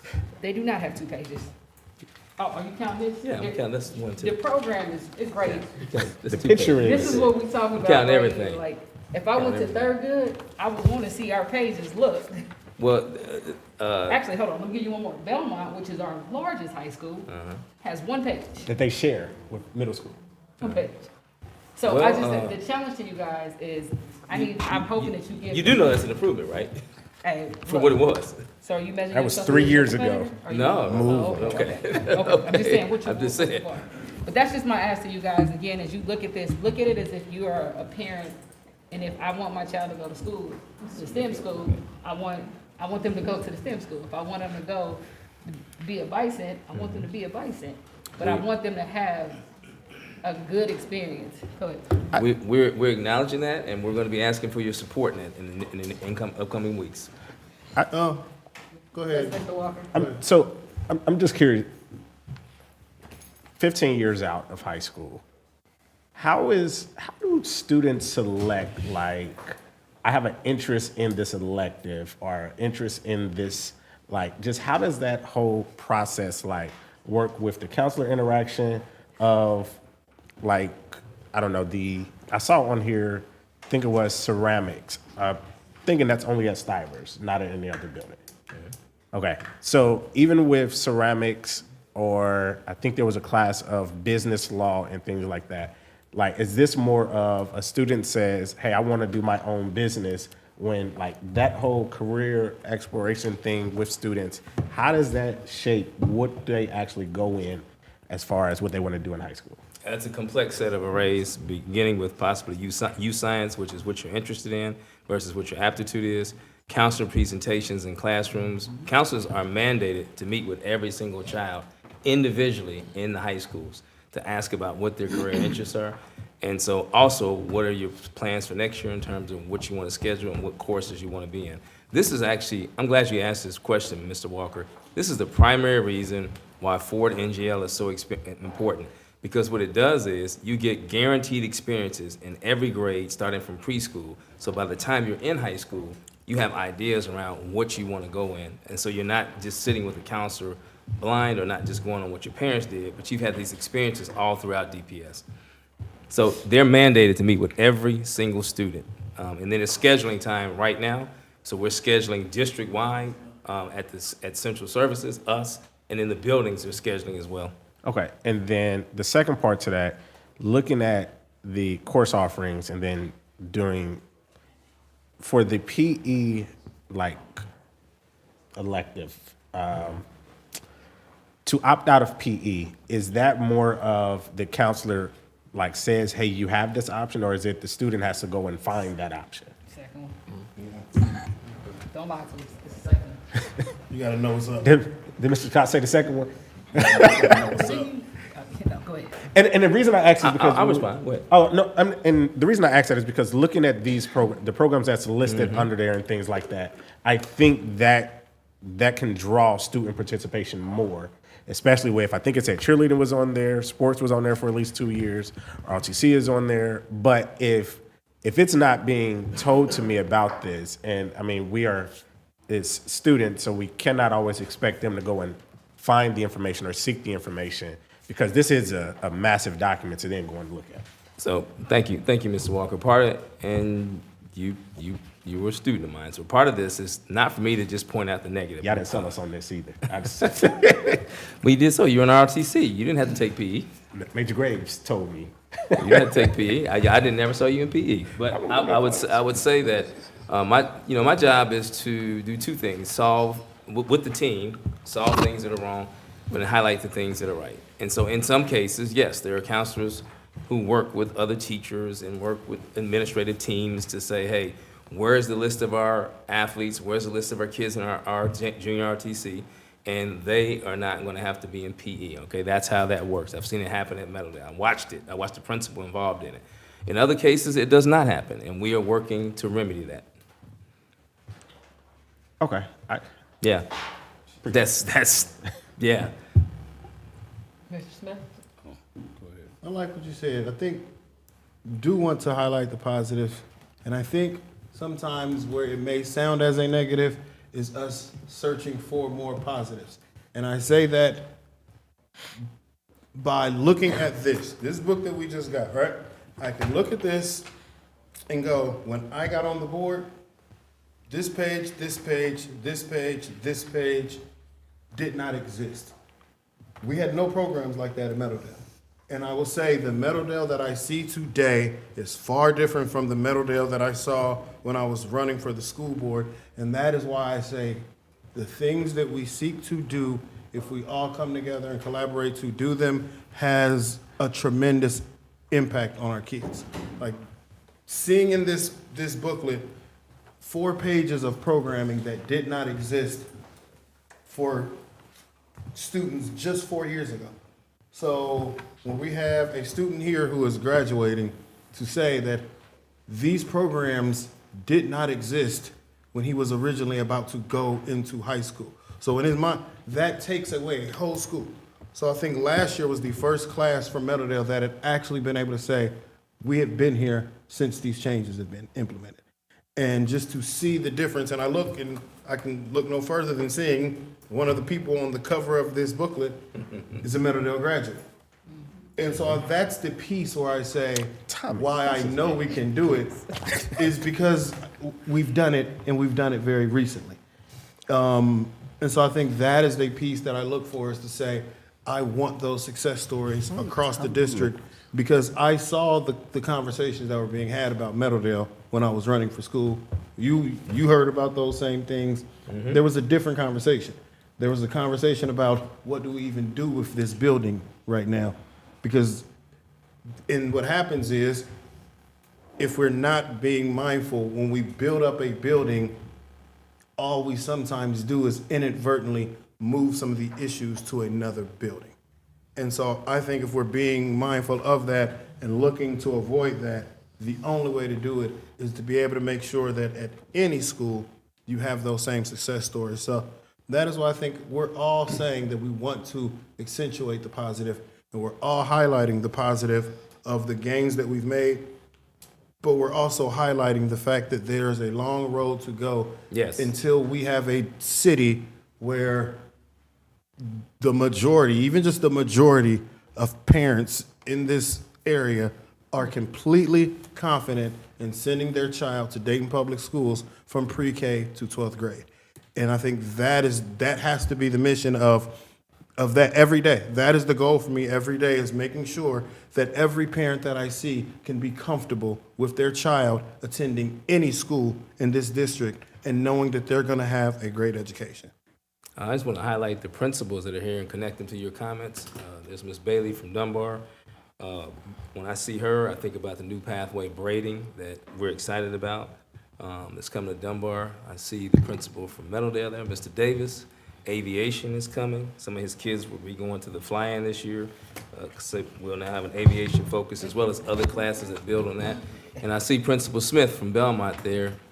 Sheet metal will be at Belmont. And so I just off the top of my head, they happen to be here and happen to be looking at them and the new programming that's coming to their buildings. And so we hear you loud and clear. We are trying to rapidly turn this ship around and get there. Can I make one request? I just got one question. I'm looking at all the middle schools, and then you've got these first 4, and then the 5th one is kind of like the individual thing at the schools. So these first 4 are offered. Is it also offered at Belmont as well? Because I didn't see it for the Belmont. So you're looking at these 4 here. It's at all the schools. I see why every middle schooler want to go there. So with for Belmont's middle school, is those also offered at Belmont as well? No, they're not offered at Belmont's middle school. Okay, why are they not offered at Belmont? We just haven't got to it yet, and we're kind of. I'm sorry? Yeah, we haven't got to Space. it. Yeah. Okay. They're in one hallway. So that's part of our presentation next week. You told me you switched that this year, that they weren't in one hallway. Not this year, next year, So you if said we you- move forward, next year. No, No, you. I said No. next year if we move Let's forward with back our up. plan. You told No, me no. this year that I you did moved them not. out of the one hallway and was one of the first things you guys did, so that's incorrect No, information. we have a new principal there. That's We've never not- done that to him. We got a whole new presentation on to talk about that one, so that's great to hear that you guys have not explored Oh actually my God. immersing them in the school. We have a presentation. So they're not talking like how about Stivers is. No, they have never have been. That's good to know. I can't wait. That's next week's conversation. So you put a pin in that parking lot. Okay. We'll come Parking back. lot So at we'll Belmont get you guys right there. I have a request for Chief Sheehy, since it's more so towards the STEM curriculum. I'm just trying to find out the breakdown of how much we are actually investing in the curriculum at I believe, so I know Thurgood is our STEM in name, and I think EJ Brown at one point was something there. So how much, can I just get I don't need an answer today, but I'm just requesting to have the actual dollar amount that is invested into the STEM programming. That one. And then second, in the athletic advisory committee, one of the complaints that we received today was we're at a disadvantage, and this was in regards to the league expansion and kind of why some individuals aren't just over the line right now. And they were saying some of, like, a pain point in today's day, there is no ascension from elementary to middle school to high school. Meaning, for example, if I went to Louise Troy, then I went to Wagaman, then I went to Dunbar, right? And they were talking about kind of how the academic side isn't helping as much as they would hope of individuals going from one location to the next. So if you guys can consider on your side too, like with these paths of how you go up, like I even see all the middle schools kind of have the same thing here.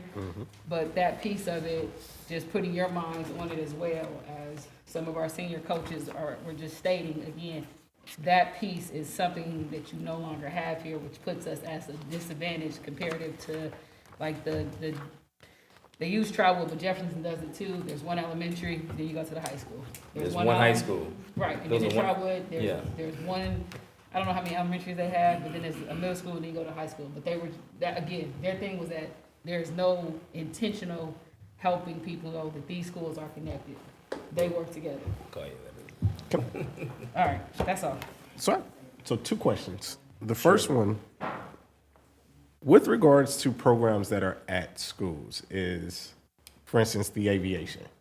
Are there actually students that have said that we're interested in being a pilot?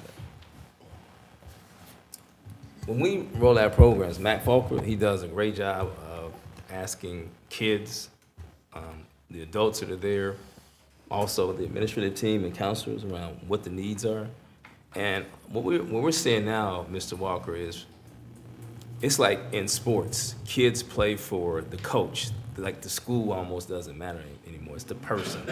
And it's almost the same thing right now in academics now. If you have a great aviation teacher, then kids find their way there. And so that's how we have the conversation around what the pathways will be. So in closing, no kid has said that I'm interested in aviation as of yet. Mr. Davis, you are here. Can you talk more about the aviation pathway and the interest? How they even know about it? Yeah, I know. Like how they get selected over the other schools? You can do it from that there. No, you gotta come to the mic. And while he's coming, I'll just, like, my reason for asking that is because I look at programs like Mount Street, and the only thing that it tells me is they have the, Lobotomy. yes. Like, and Everybody got lobotomy. So that's why I was just curious on, like, because then if we're adding this program, is the student interest there? And if so, what does that say about the other programs where they may have already been interested the last year or two and now changing over? Was that to me or to? No, that's a side thing. Yours was more of aviation. Is the student interest there? Yes. It's it started off as drones at first. You know, is where it came from at first, and then we were kind of going back and forth to see how we can incorporate drones.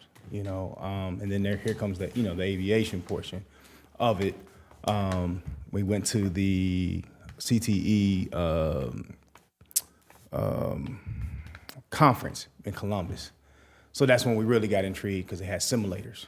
Okay. You know, we seen the simulators and I'm like, oh man, this is huge, you know. And Wright-Patterson Air Force Base is right basically in our backyard, you know. So I said, there's not an aviation program in our area, so to speak. You know, they have drones, but then you look at drones, kids sometimes look at drones as little toys.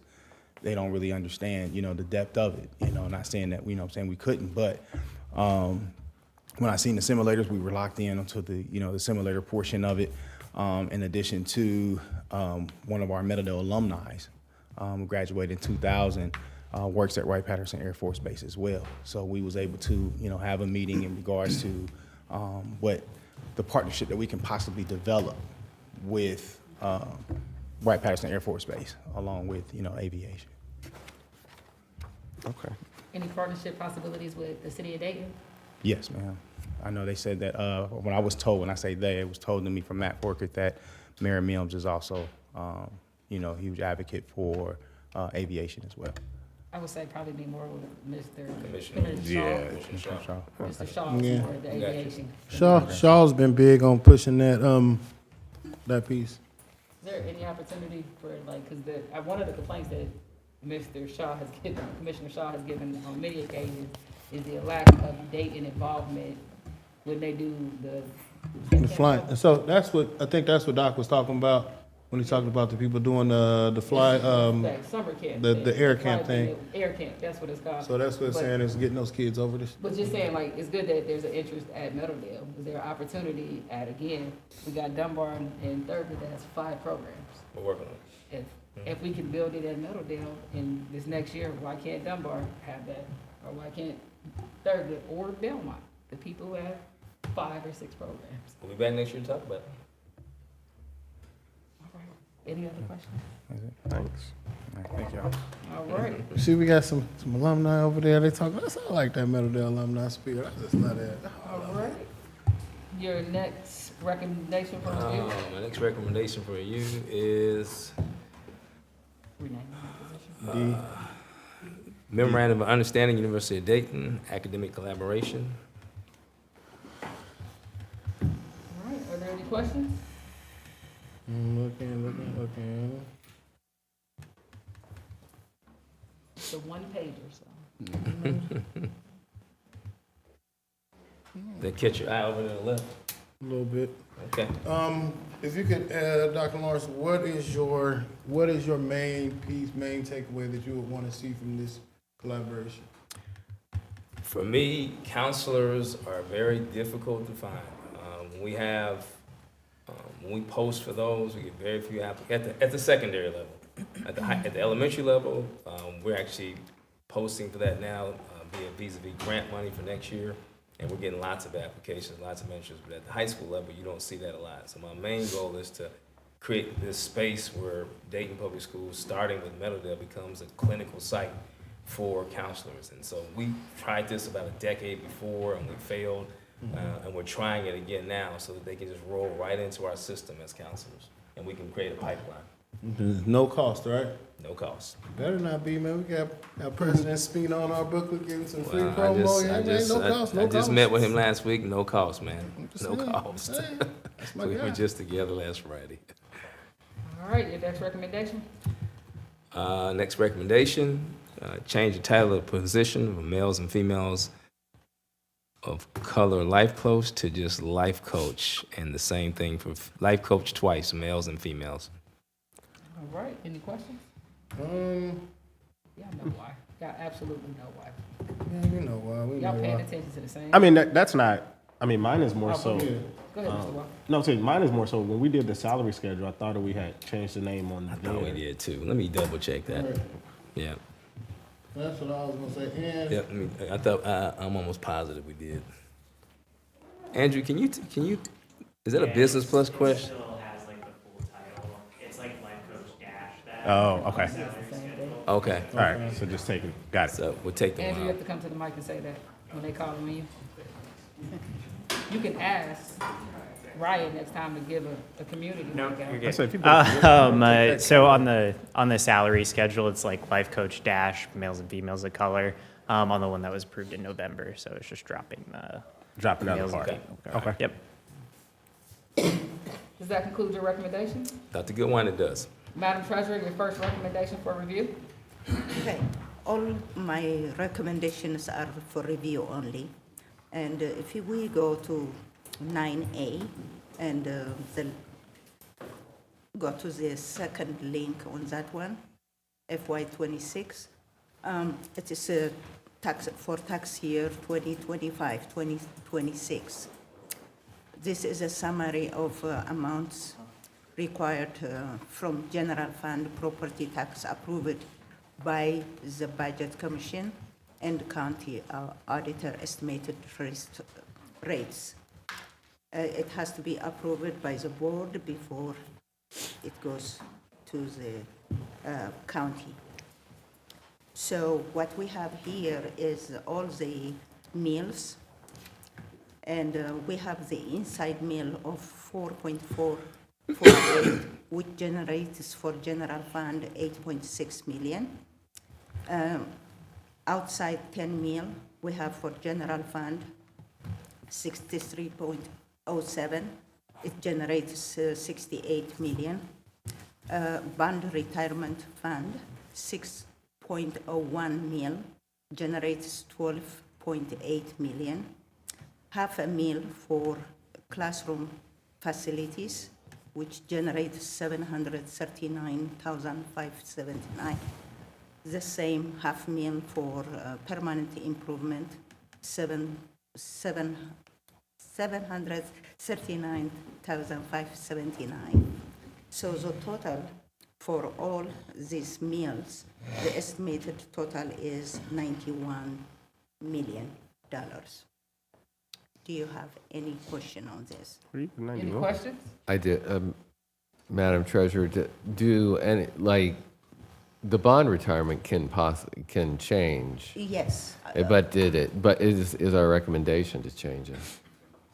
No, this It's one the is for same. next year, but as needed, if the expense comes more than what it's approved, I go to the county auditor and they can increase it, like we did last time. Every year, they ask me how much I need on that one.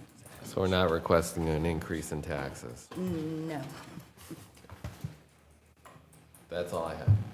Mr. Walker, did you have a question? No. All right, Madam Chair, you have a question? Okay, the next one is in accordance with section 3317.8 of the Ohio Revised Code, the following tuition rates have been calculated from the state of Ohio Department of Education.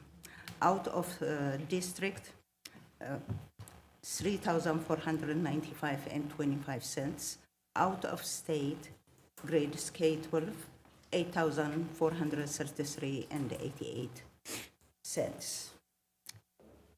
It has to be approved. That's the reason why we brought it to the attention of the board. Do you have any question on this one? Any questions? Okay. No. Your next recommendation? The next one is tax valuation complaints. This is done by our legal. I will read one of them because one of them, I have 9 of them, but they are the same for different property tax owners and addresses. So I will read one of them, this resolution. Resolution authorizing filing of original complaint against the tax valuation pursuant to RC 5715-19. Whereas on July 21, 2022, the Ohio General Assembly amended RC 5715-19 to require boards of education to pass a resolution authorizing the filing of original complaints against valuation under the statutes. And whereas the board amends to file an original complaint against valuation pursuant to RC 5715.19 against the following property: 1300 Wilmington Pike, Dayton, Ohio, 45420. Montgomery County Auditor Parcel Number R72-17732.0004. The property, and whereas the property is owned by Agree Shelf PA LLC and Agree Shelf PA LLC, has been sent notice of this resolution via certified mail at least 7 days prior to the passage.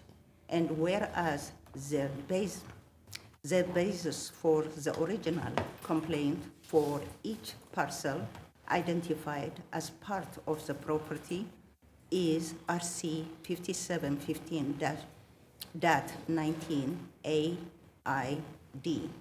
And whereas the original complaint authorized by this resolution is for the tax year 2024, and now, therefore, be it resolved that the Board of Education, in accordance with Ohio Revised Code 5715.19A7D, authorizes the filing of the above described original complaint.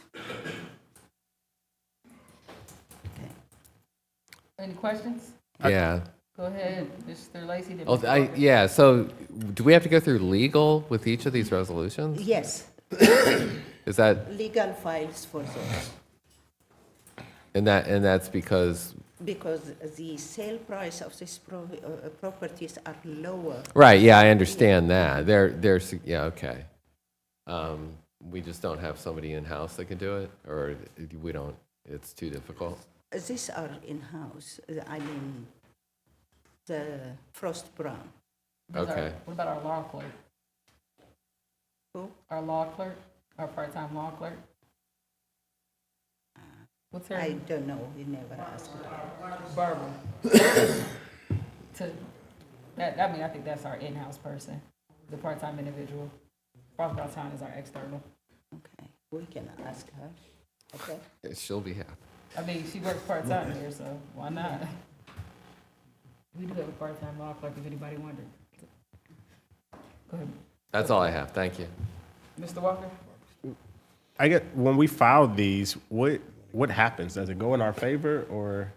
Most of the time, they are on our favor. Okay. Because these prices are very, very low. Some of them are $500,000. They are worth $1 million or $1.5 million. If we don't file these, it'll go to the Board of Revision without being contested at all, yeah. Yeah. Got it. Appreciate it. Any other questions? Madam Treasurer, your next recommendation? My next one is a placeholder for the monthly financials. It will be reviewed by the Finance Committee on Thursday, and it will come on Tuesday. The next one is approval of the minutes for January 14 and January 21. I don't think you will have question on this one. Any I will go. All right, your next one. Okay. I will go to the next one is donations. We have one donation for Storage of America for McKinney Bento was $116.89. Thank you, donor. We will send a letter, a thank you letter after the approval.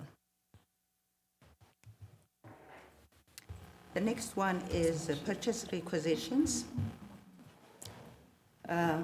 These purchase requisitions are from all the district. Let's look at them, and if you have any question, we'll answer. You got a question? Go ahead. You? Go ahead, I have another question for you. Okay. So, two questions. The first one would be, I see Principal Bailey here. Just curious on the college tour, on where the students at Dunbar will be going. And then the second one is more so for athletics. Just curious on the purchase order for athletic equipment. Where are we with equipment for Stivers football and things like that? Come on up to the mic, because we can't hear y'all back there. I did say Ms. Bailey first.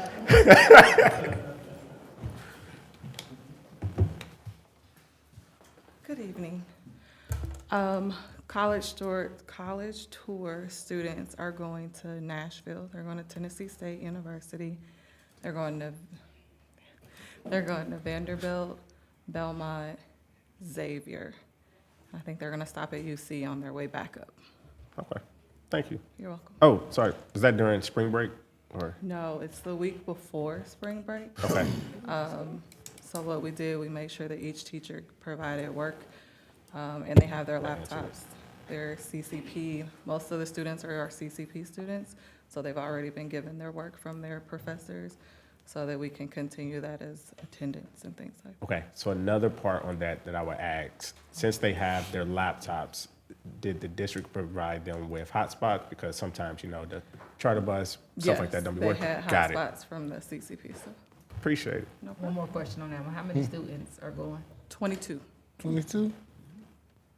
You can cut out Cincinnati if you want to. Not gonna do that.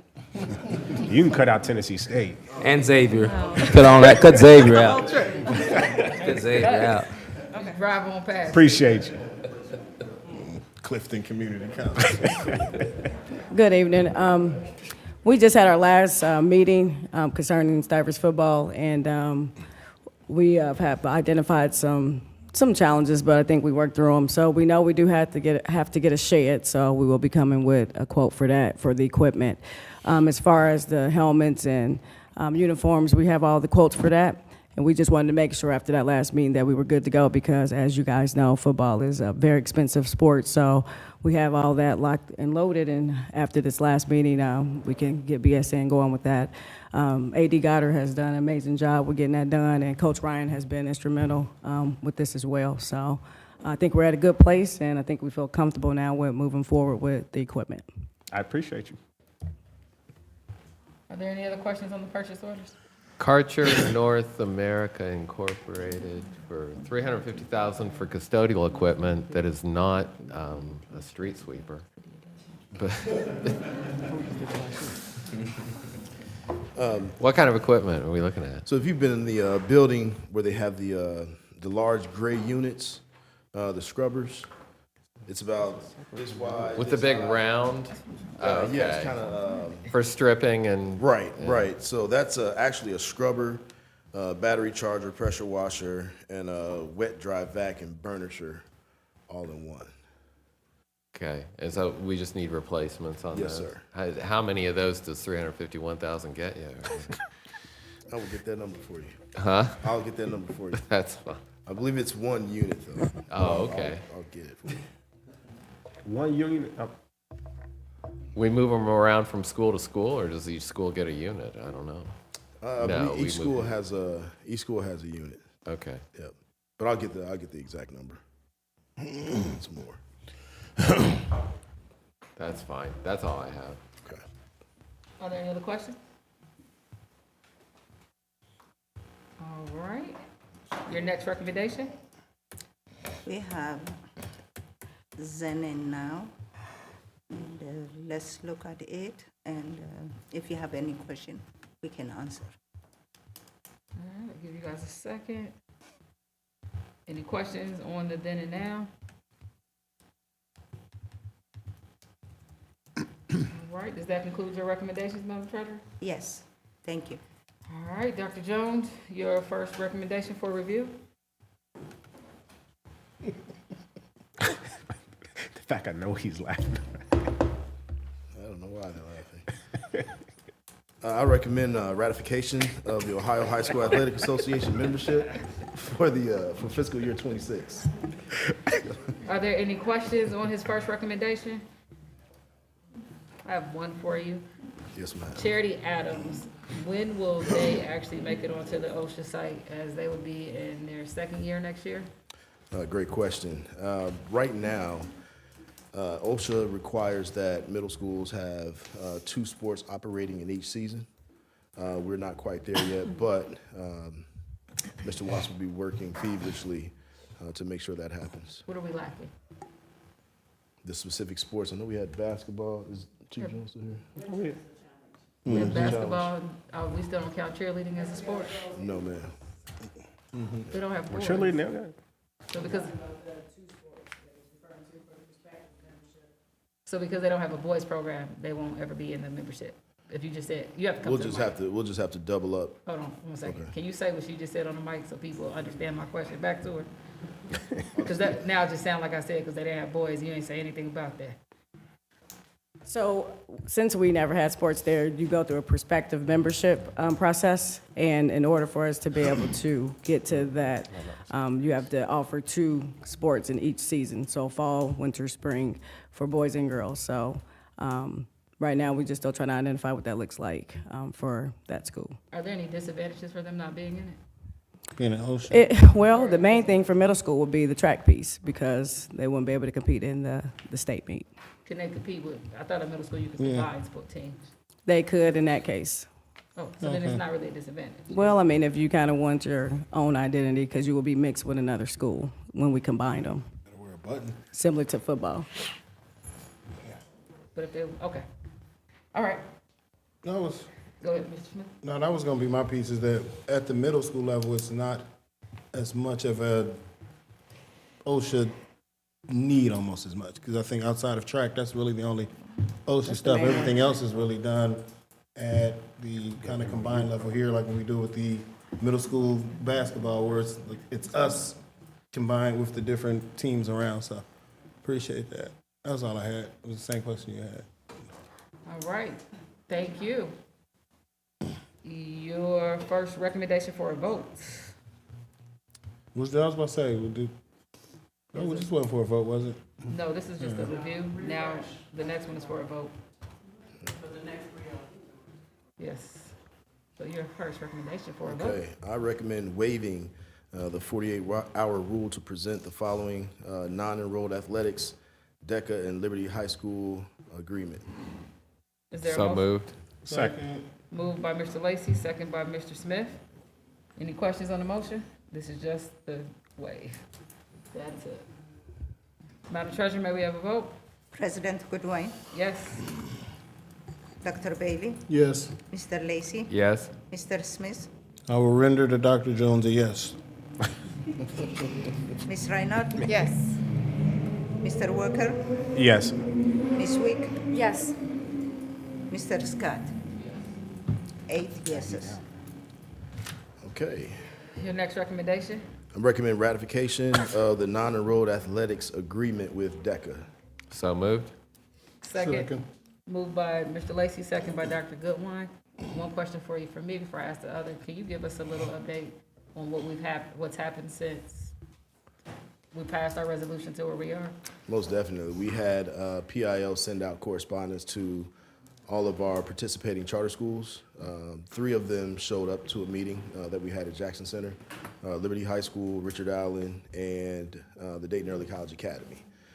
All 3 agreed on an agreement that provided parameters around how we were going to collaborate and interact, or basically allow non-enrolled students to participate in athletics with DPS.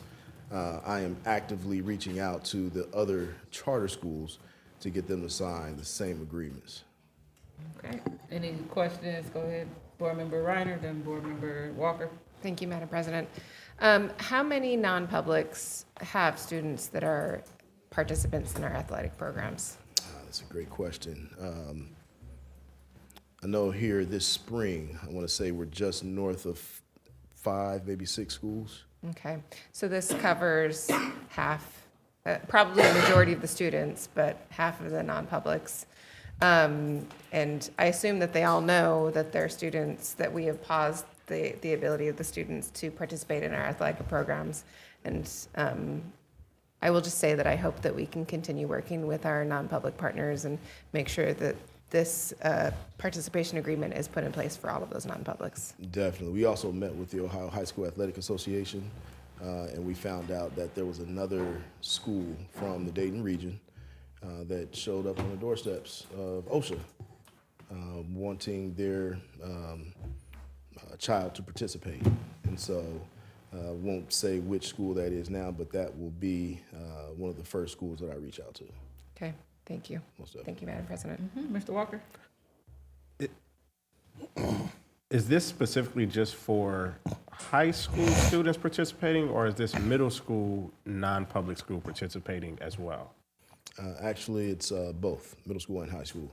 Richard Allen has, I believe they go K through 8.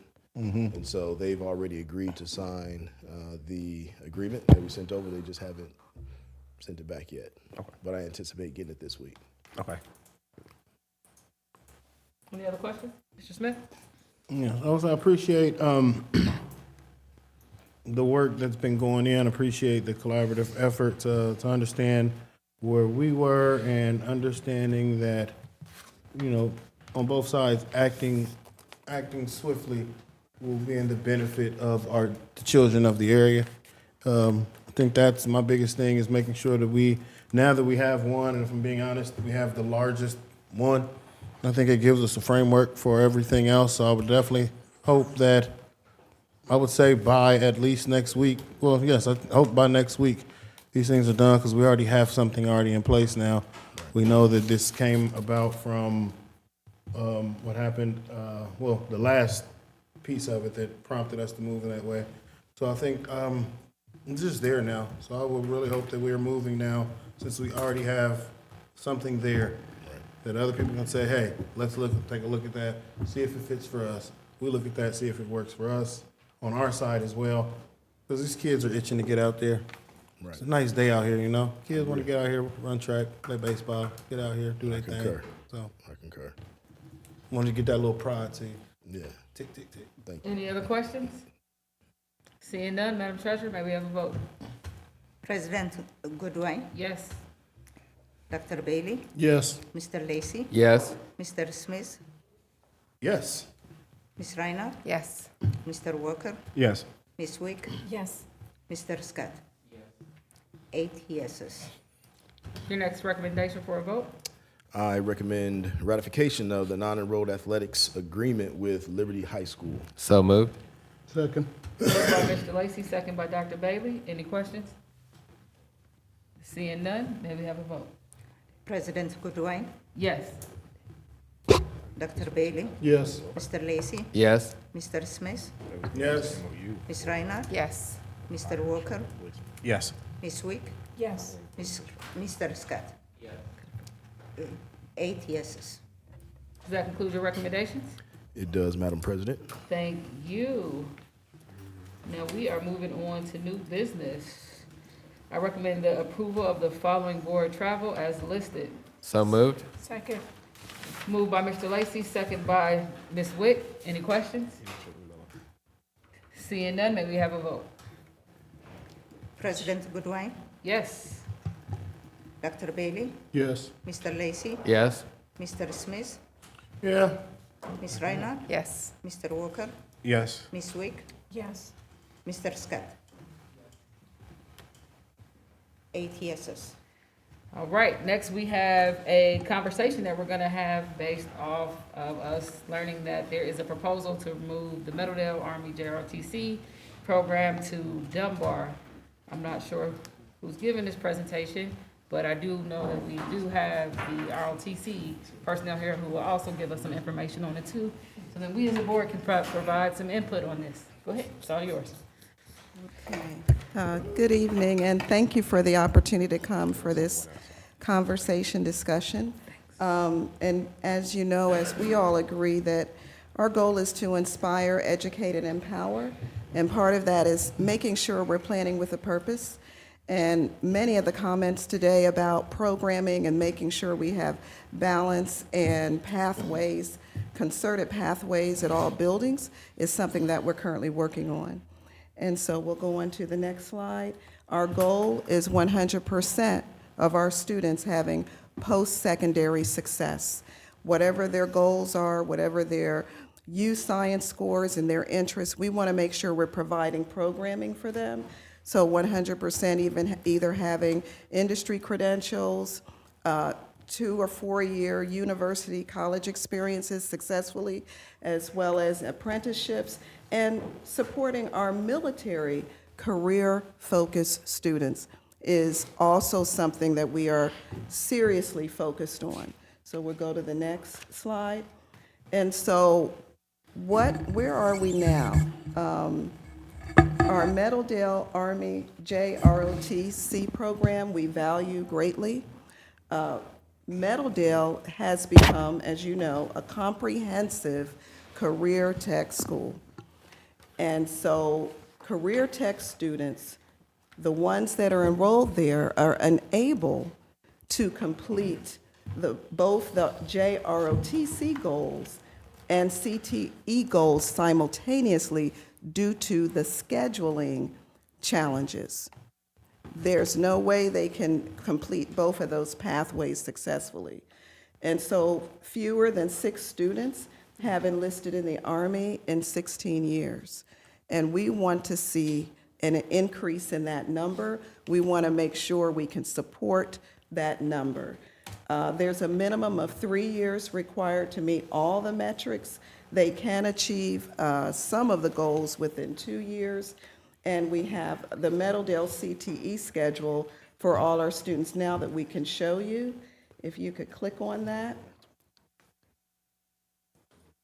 Will it let you click on it? But it gives, and we can make sure we provide it. It shows an outline of all the courses and how they would not be able to, even if they wanted to, complete it to get the credits and things they need for the JROTC. So we have to do something for those students and that program, because our goal is for that program to be a success wherever it is. So Dunbar is a school, these are some of the numbers we have of students that are in the program and what year. So we want the numbers high. In our other JROTC programs, we've got many more. And here you can see very small numbers.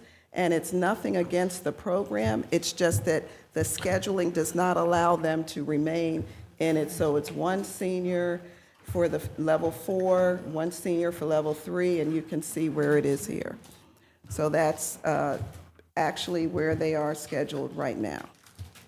And so we want those numbers increased so we can have a large group like we do with the other high school with JROTC. So success and opportunities for all is what we're seriously expecting and planning for. Benefits for Dunbar. So we had a conversation with the brigade commander out of Fort Knox, who's over all JROTC in high school. And he shared with us that there's a lot that we can expand on our program. So moving the program to Dunbar would allow the students to go through all the courses, stay there for that support. We also would have the opportunity to bring 3D printers, drone pilot license for the end of the 2nd year. He's offering free ACT, SAT prep, and he said that would be for any student, not just the JROTC, academic bowls, military competitions, increase the number of students that actually enlist, because we want that to be an opportunity. Remember, 100% being able to move on post-secondary success, increase scholarship opportunities, and create new pathways for our students. And so there's no way we can have it at Meadowdale with the Career Tech competing with that program. We need it where it can be a strong program on its own, and we can believe that can happen with the staff we have and the support for the buildings. So let's see the next slide. So what would happen at Meadowdale? We're not just, what could we do with that space? It allows for the expansion of advanced manufacturing program, which is one of the in-demand careers. We had a huge, as Dr. Lawrence said, a community meeting today where they're actually helping us build our pathways. That was one of the recommendations that we add. Increases enrollment due to the CTE programming, allows for Vet Tech to come to Meadowdale. We've been approved for Vet Tech, but we don't have the space for it. And we have a time limit on how long we have to implement it. And we have just 3 more years. The only way to increase it without having the space at Meadowdale is construction, and you don't get the Perkins money. You can't use it for construction, so that would bring more funding out of our general fund, which we want to avoid. So we would be able to have a strong program at Dunbar. Our principal is a former ROTC person. She's very excited about it. And it would bring more programs to those students, and we'd be able to add these quality programs at Meadowdale. the comprehensive CTE high school. Let's go on. So some of the questions that we know, we expect people to ask, why not have Army, JROTC at both Meadowdale and Dunbar? As I said, due to the scheduling requirements, students would not be able to successfully complete the JROTC program and their credentialing for CTE. Why now? Why not later? We're in the midst of transforming education in DPS.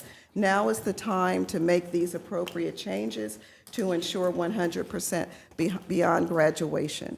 And so again, there's time limits for our vet tech program, which we have to make changes in order to make that opportunity there.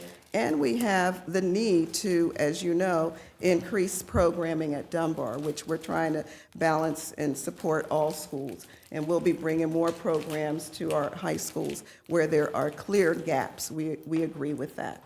Why does it appear to be, some questions we may get from the community, why does it appear to be a CTE focus and not college? And as Dr. Lawrence shared earlier, we're just as passionate and engaged about the academic intensity and preparing students for college. We moved from only 280 students having advanced placement courses to over 838 this year. And we're growing to more for next year. There also has been an expansion of CCP courses. Next year, we're adding 10 additional courses for 25-26. So those are just some of the questions you may have, and we can move to the next slide. Have we reached out to other military branches? Yes, Dr. Lawrence has, and it takes an average of 2 years to get that established. Do we have business partners and labor unions ready to support the expansion at Meadowdale of advanced manufacturing and vet tech? Yes, we have several partners excited about this opportunity for the region and our students. And one way we're building the programs is through the community. And we're doing that because we don't want what's happened before. Programs come and then things change and then they disappear. And before you know it, you don't have opportunities. Building it with our community partners, and we invite everybody to come out for our Ford NGL meetings. There's another big one tomorrow. We'll have more than 100 parents, students for Student Voice, business partners, teachers, principals, everybody at the table. Mr. Smith will be there with us to build these programs. And that's what this is about. Have the principals been consulted about these changes? Yes, they're very supportive. They understand, they helped us with the planning process, are in full support of these opportunities at each of their schools. And so just want to close with this. This is the work that we're doing. We're trying to make sure that every student that gets a diploma is successful, 100%. A year after graduation, they're either successfully enrolled in a 2 or 4 year university in a high demand field, enlisted in the military, or a successful entrepreneur. That's what we're working towards. And there's some, we'll be coming with other programming changes because we're trying to balance off for all the schools. Okay, thank you. Before we ask questions, I'm actually gonna ask Lieutenant Colonel Mason. You come and give us some information now too, since, and then we'll ask you guys questions on our side.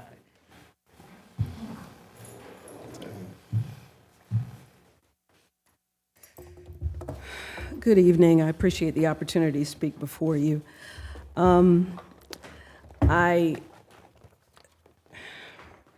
Our program has been, I'm a graduate of Dayton Public School. Am I limited on 3 minutes? Can I? No, okay, you're not. great. I just want to make sure. I'm a graduate of Dayton Public Schools. I went to Dayton Public Schools. I graduated from Central State University. There, that was a first opportunity for me to be introduced to the military. I got a full ride. I was the first person in my family to go to college.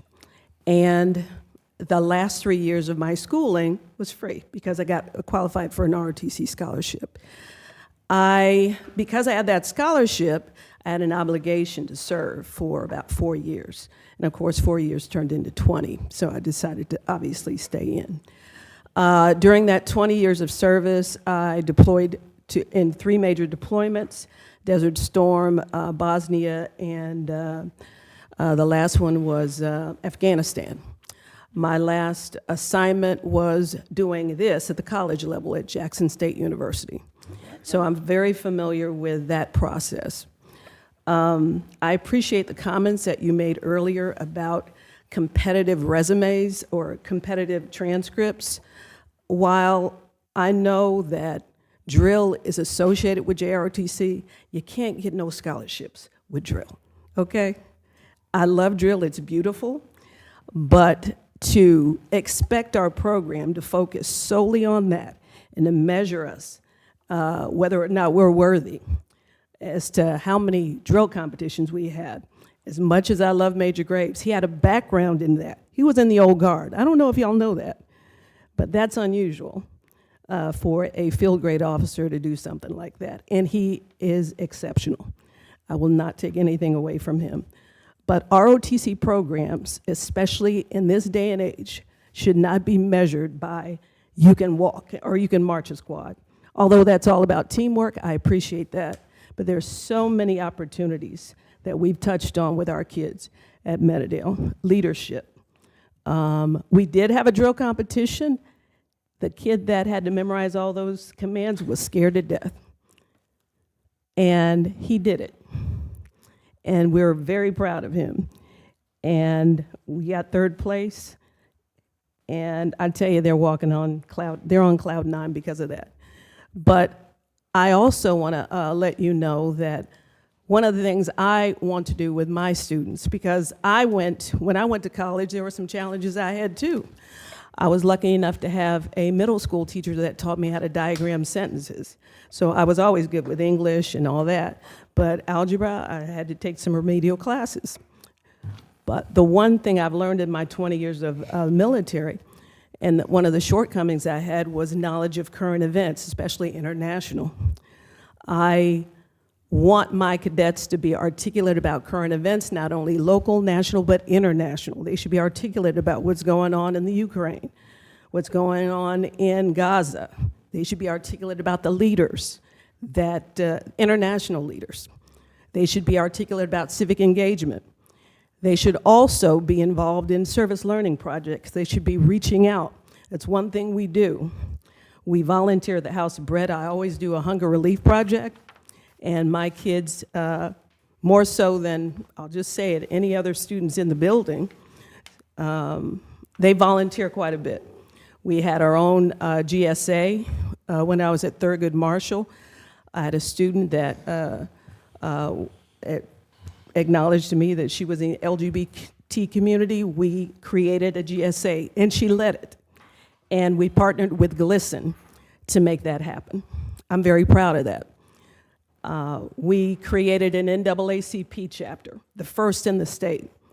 That's not marching, but that's really important to get the students to be leaders and to actually address real world problems. I was able to take 6 cadets to the national convention that just happened to be, actually I took them to 2, one that was local in Cincinnati and another that was in Baltimore. First time on a plane, first time in a hotel, first time in a major city, and first time to actually be up close and personal with some of the world's most well-known civil rights leaders. That's important. So when you call or identify a JROTC program by how many competitions they had, I think it's very short-sighted. I also want to acknowledge that CTE program has changed our numbers. And on the subject of numbers, our contract requires us to have 10% of the overall student population. So when you hear you don't have the numbers or your numbers are low, you should ask the question, do you have 10% or more of the overall student population? And we always do, every year. Now, do I want it to be way over 10? Yes, or 10%? Yes. But that is the measurement that we are contractually obligated to have. So I just feel some kind of way every time I hear you don't have the numbers, but I'm like, what numbers are you talking about? So I want to give my students a unique experience. One of the things I also do, in addition to JROTC, I have a class called Intro Global Awareness. That is an elective within Army JROTC. And we were able to get our students in that class involved in JICAWA. We attended global or International Career Day every year that it's offered. We have attended naturalization ceremonies where my students get to meet the judge that officiates. We've actually sat down with Walter Rice and watched him give the ceremony. It's very moving. It's very touching. By the way, the mission of our program is to motivate young people to become better citizens. So when my cadets attend that naturalization ceremony, if your heart's not touched by that and how moved those people are in becoming citizens, I don't know what to tell you, but it's very moving to attend this event. All the people in it stand up, say their name, and they start to connect. My students start to connect current events to those people that are standing up and saying their name. You hear the accents, you hear the country they're from. Oh, this is somebody from Palestine, or from Gaza. This is somebody from Democratic Republic of Congo. So you're attending that event, and they make the connection between what's going on in the world on a not local, not national, but international level. As far as the location, Meadowdale, the unique thing about it, first of all, I believe there are great kids at all the schools. Like I said, I'm a graduate of Dayton Public Schools. If the decision is made that we move to Dunbar, we're gonna do the best we can there. I know there are great kids there that will appreciate our program. But the reason I want you to understand the implications of relocating us and what's lost as a result. The facility that's at Meadowdale was specifically made for JROTC.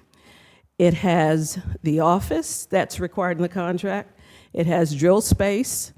It even has, the appropriate storage for all of our uniforms, and it also has storage for our drill rifles and air rifles. Oh, by the way, we have an indoor range in that room.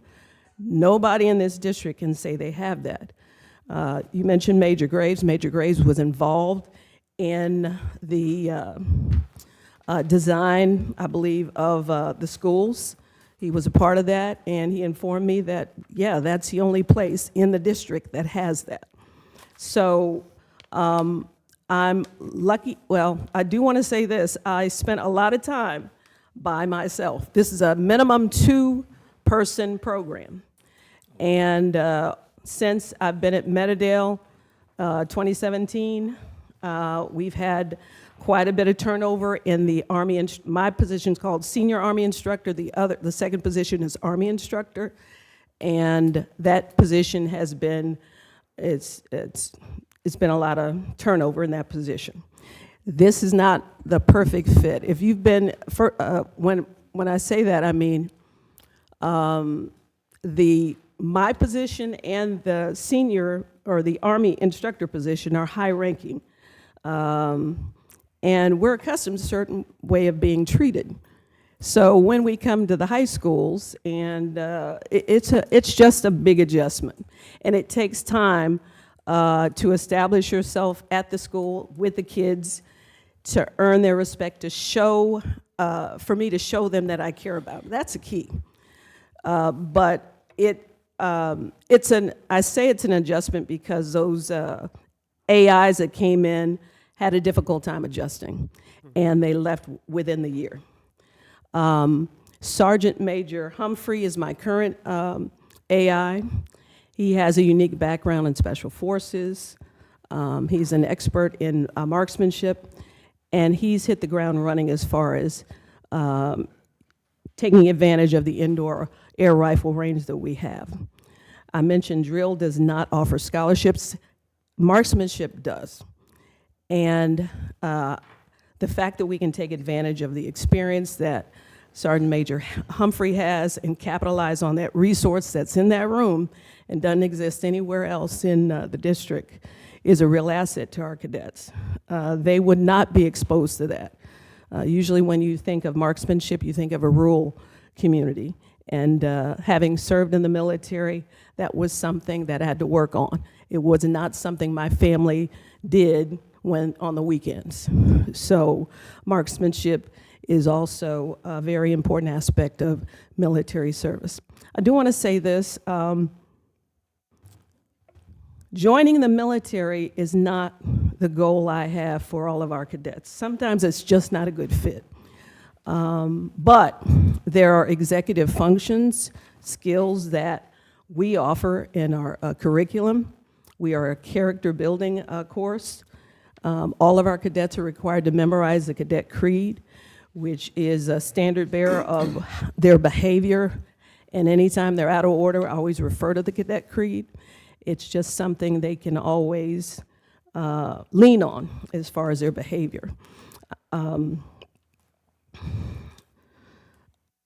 But joining the military is not, it's something that is a good fit for some, and some students come into our program knowing that's what they want to do.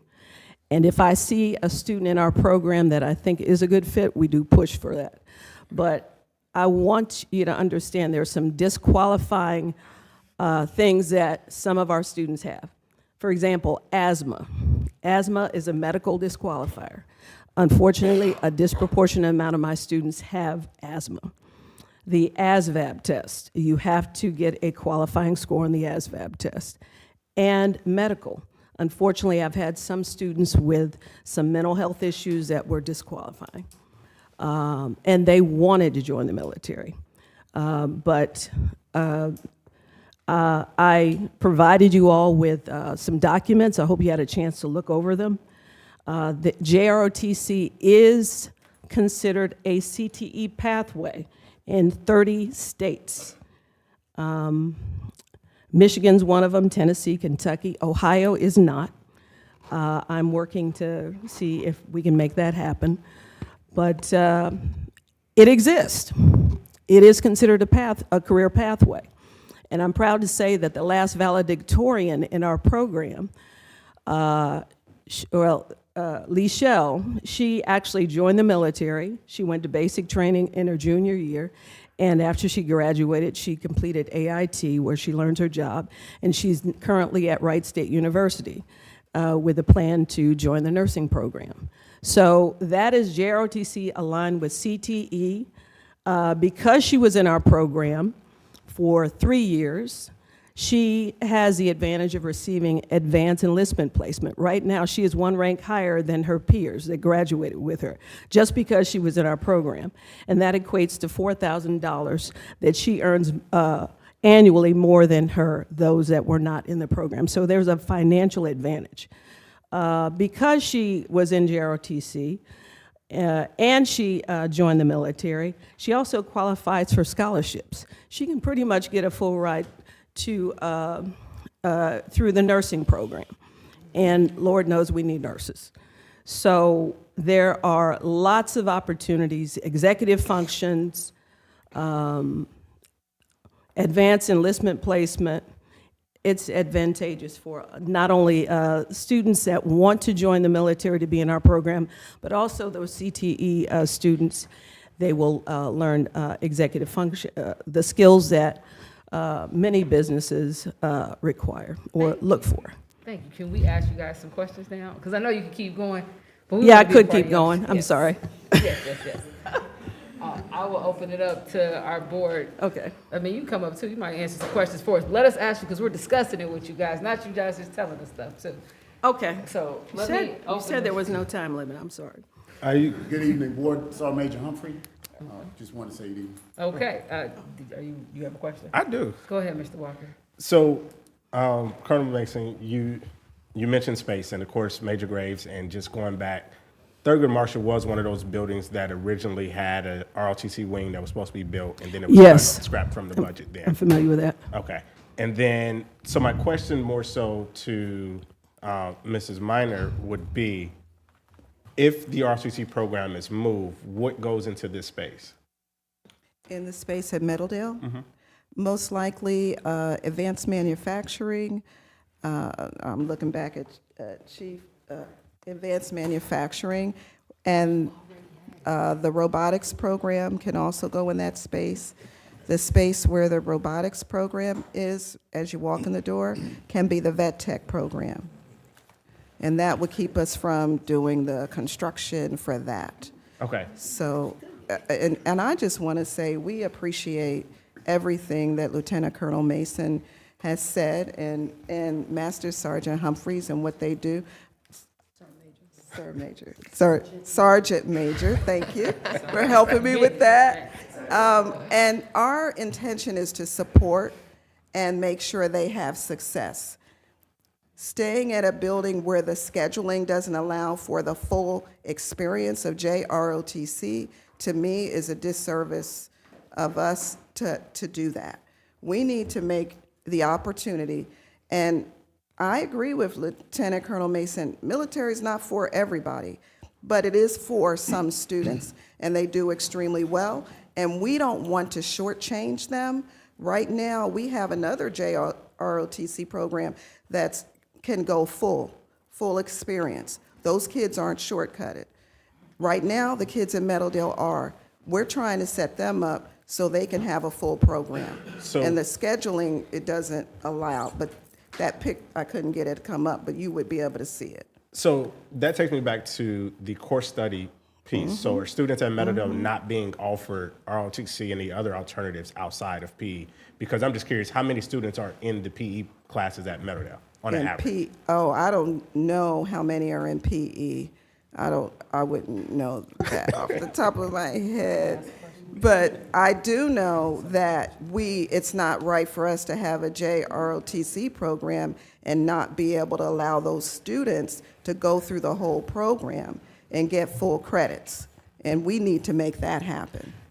If I can ask, the JROTC program predates the CTE. Yes, it program. does. So Yes. with this group who's planned it, why did you guys not plan for the program to be there? Because it's been through every iteration of trying to make Meadowdale programming I don't, solidified. all I know, because I met with Lieutenant Colonel Mason, I had the same question, right?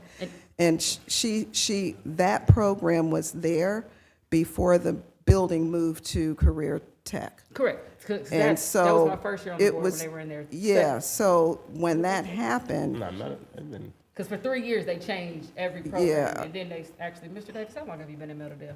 That's how I measure. 5 years. 5 years is, 4 years is a CTC? Or 3? yeah. It's 5 years. Fifth year. 4 years of teaching. Okay, so yes, we're on our 4th year together, meaning again, it's still at that piece here.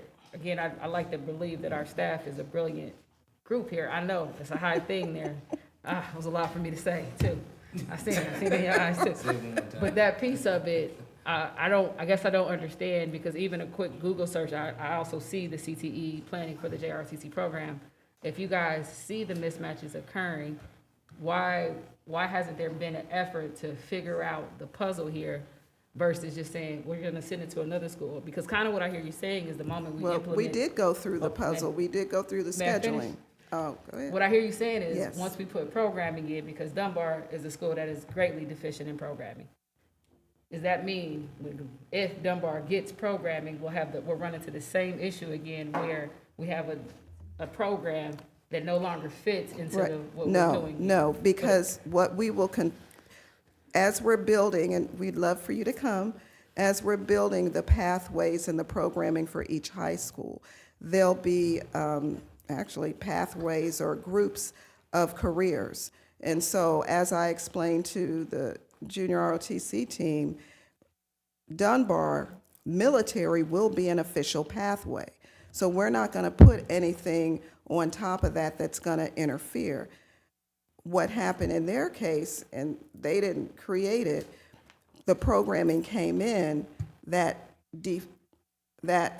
made their program not be able to be completed because of all the CTE programming, turning that into it. Dunbar is not going to be a comprehensive CTE school. Dunbar's going to have strong pathways and programs, but it's not going to be a comprehensive CTE school. I am a little confused on what it's gonna be, because even in this presentation, it had STEM in there, and I thought Well, STEM was. because that's Third. part of junior ROTC. Again, we're jumping into another school's programming where we're trying to get And to that STEM. only came out because we contacted the brigade commander over the Ohio junior ROTCs. So I'm asking. And he then shared with us what he's expecting from our program. I get that, He but you said- see how it's not a fit, because Dunbar's not a STEM school. Well, Do you see that? but those kids can have programming in their junior ROTC program. And we're again, building so they- the schools, we're actually creating the pathways But if you and can build building it the there, schools. why aren't you guys capable of doing it at Meadowdale? Because the scheduling won't allow it at Meadowdale. The scheduling, there's no way in the schedule that we can fit it, or it would be successful. We would have more enlisted and more students in the program. It's not because they don't have a good program. It doesn't fit because the kids, they take a couple of courses and then they have to gear off into their career tech. And that reduces their number of students. So how are we able to add aviation, a program, as a new career tech program, but not JROTC as a career tech program? Because of the courses that Give JROTC. me actual examples. And I'll let, Aaron, you want to come up and explain some of it? But Just it's actual the, examples, it's, because it it's doesn't the, make sense of, well, we're adding, like, career tech, because you guys are using it as a catch-all, which there are these different pathways. In Meadowdale alone, the manufacturing program that you're talking about has been here, it's left, and now you want to bring it back. You're talking about bringing aviation in. There are like 7 different programs that are on there now. There is actual curriculum in there for career tech and JROTC. I'm not understanding on where you guys are saying that if I have building blocks, because most career tech programs well, start in and sophomore year. I'll have Chief Dooley explain it, because she's did But let me make sure you the get everything I mapping have and here. everything. So if career tech starts in sophomore year of that piece of it, and then I truly don't get into it until my junior and senior year here, I'm not understanding, do we just not have the skill set to put this in? Do we need someone to come help us figure that out for this type of programming? Because it doesn't make sense if we can keep or trying to add new programs, like, again, aviation is the one on the table. The manufacturing program, we did try. I didn't just realize that it's gone from Meadowdale, even though it was there at one point. There's some other things that Dr. Lawrence and I are gonna look into that have gone and come back. So where is our gap here as us being able to figure out this piece? I don't think there's a gap in being able to figure anything out, quite honestly. Meadowdale is called Meadowdale Career Tech Center. It is a career tech school. And expanding career tech programming is what we should be doing in a career tech school. The ROTC program, the way that it's set up currently, is that by the time the kids get to the 10th grade or 11th grade, they don't have room in their schedules to do both. Much like kids at Stivers, when they have 2 magnets and they get to the 10th grade, oftentimes, not always, oftentimes they don't have room in their schedules to do both. They have to pick. So kids at Meadowdale are picking their pathway. The piece in here about the STEM programming, we looked at it as an opportunity to bring something to a school that has not had any type of STEM programming, no drones, no nothing. And through JROTC, we can access equipment. They will give us 3D printers. They will give us all kinds of things to enhance that particular subject at Dunbar. We already have STEM program at Meadowdale. We don't need more at Meadowdale. I completely agree with you. Can I I think add you to- need more at Thurgood, but. if We some people do. don't, I would add I something. don't disagree with you. We need more everywhere. And another thing with this manufacturing expansion is sometimes we have to capitalize on the very people who we have in our buildings. We have a very, very exciting teacher who is very well connected in the manufacturing community, and we need to capitalize on his connections to expand and bring more kids into the school. With every program that we add to Meadowdale, we're adding enrollment, which I know is a concern for the board also. So not every high school will become a career tech high school. We will have standalone pathways, and Fort NGL is going to help us develop this.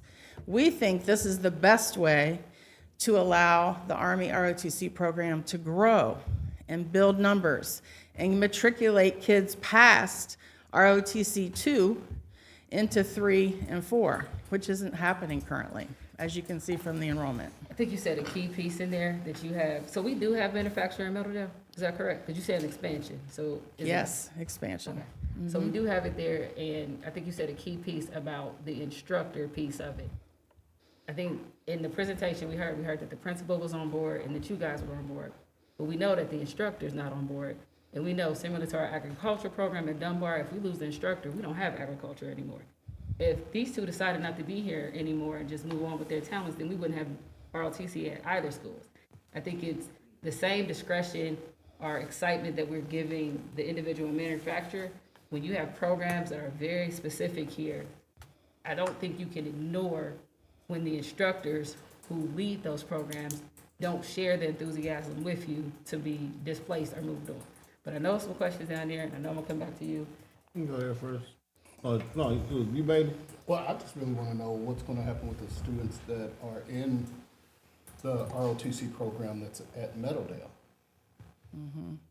Well, we haven't talked through that. We have, I think there were 32 kids in the first level of ROTC.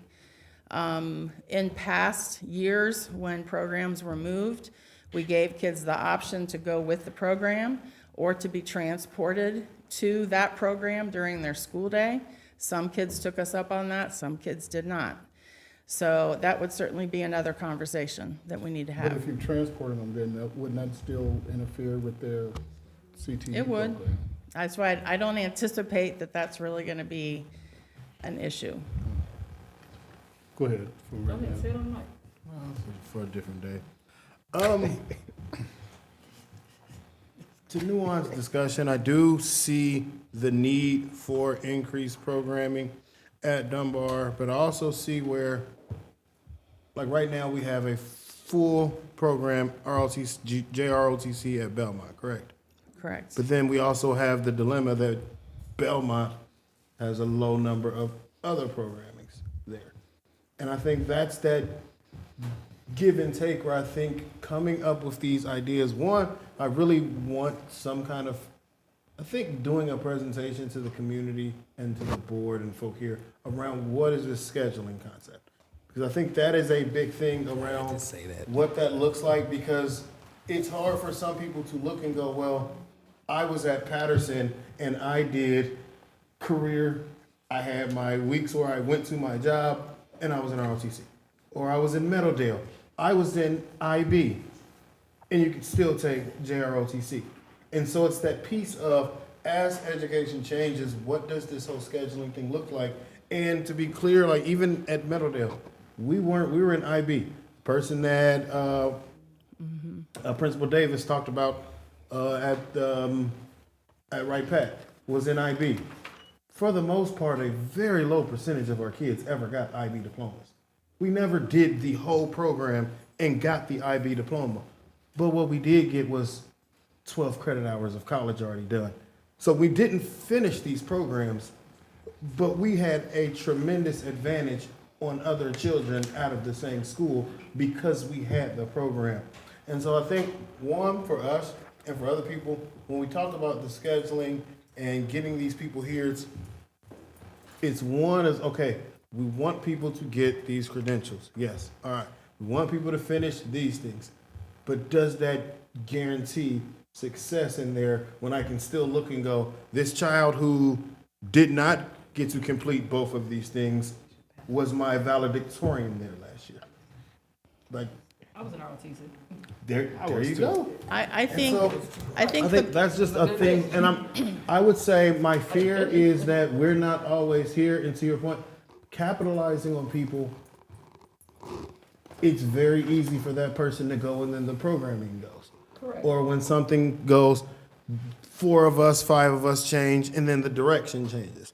And so, because we've seen it, like we've seen Dr. Lawrence was the principal at Thurgood Marshall. It was a STEM school. It was a STEM school. You were not there.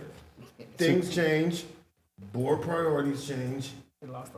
They lost every single program almost over there. And so it's that piece of how do we get to thinking and fleshing out all of these things of, okay, where will these kids go? What is this that we can get here? How do we get these programmings here? Because I would hate for something to move, grow, then gets ripped out, and then we spend 5-6 years trying to get people to even trust going to Thurgood Marshall. And now we have my brothers right here helping us out with that, because you're carrying that Thurgood Marshall banner proudly, and I appreciate it. But that was a real thing. Thurgood Marshall went from being a school where people were doing these STEM things and to the point where we didn't even call it a STEM school anymore. It even had JROTC. And they had It was very big. JROTC. So I think giving that clear picture would help me see all these things and the consternation that's going on. And I think for us, it's that piece of like just finding out and going, oh, we're hearing this is gonna happen. And the first time we hear it's gonna happen, there's already a conflict in there. And so now as a board, we're trying to figure out both sides of the conflict and seeing what is the most successful path. So I think just being able to get that information for me would be great. You got it. To me, just in closing, I look at this as an opportunity that we're creating for Dunbar. I see nothing but benefits for them. Yeah, but that's always a hard thing, like you're taking something from someone to give something to someone else. Like that's me taking away from Walker to give to Bailey. I did something great for him, but I screwed him in the process. Go ahead. So I got two questions. Can I respond to Yeah, that? go ahead. Take it and make it, what we're proposing will help both schools. It's not going to pull away from one school and have them have a gap. It's going to help both Meadowdale students and Dunbar, and that's what we're doing. We never want to do something to hurt a school. And so Meadowdale's going to have enhanced programming when we move JROTC to Dunbar. Dunbar's programming is going to be enhanced. It's going to help both school communities. I don't want anybody to get confused and think we're taking something away. We're not doing that. We're building up on all of our high schools, and we strongly encourage all of you to stop by Central State Dayton tomorrow from 8:30 to 11:30, when the families and the community people will be helping us with this development. And you're exactly right. Things change as leadership changes. The one reason Dr. Lawrence and I feel so strongly about Fort NGL is they've had multiple superintendents, multiple school boards, and still have strong programming in place. That's how we're establishing it. We're not trying to take away from one school or the other. We want to support the teams. And I understand. We want to work with our instructors and support them 100%, and that's not happening because of the restrictions of the scheduling challenges at Meadowdale. We can help both Meadowdale and Dunbar. Will they have the same areas?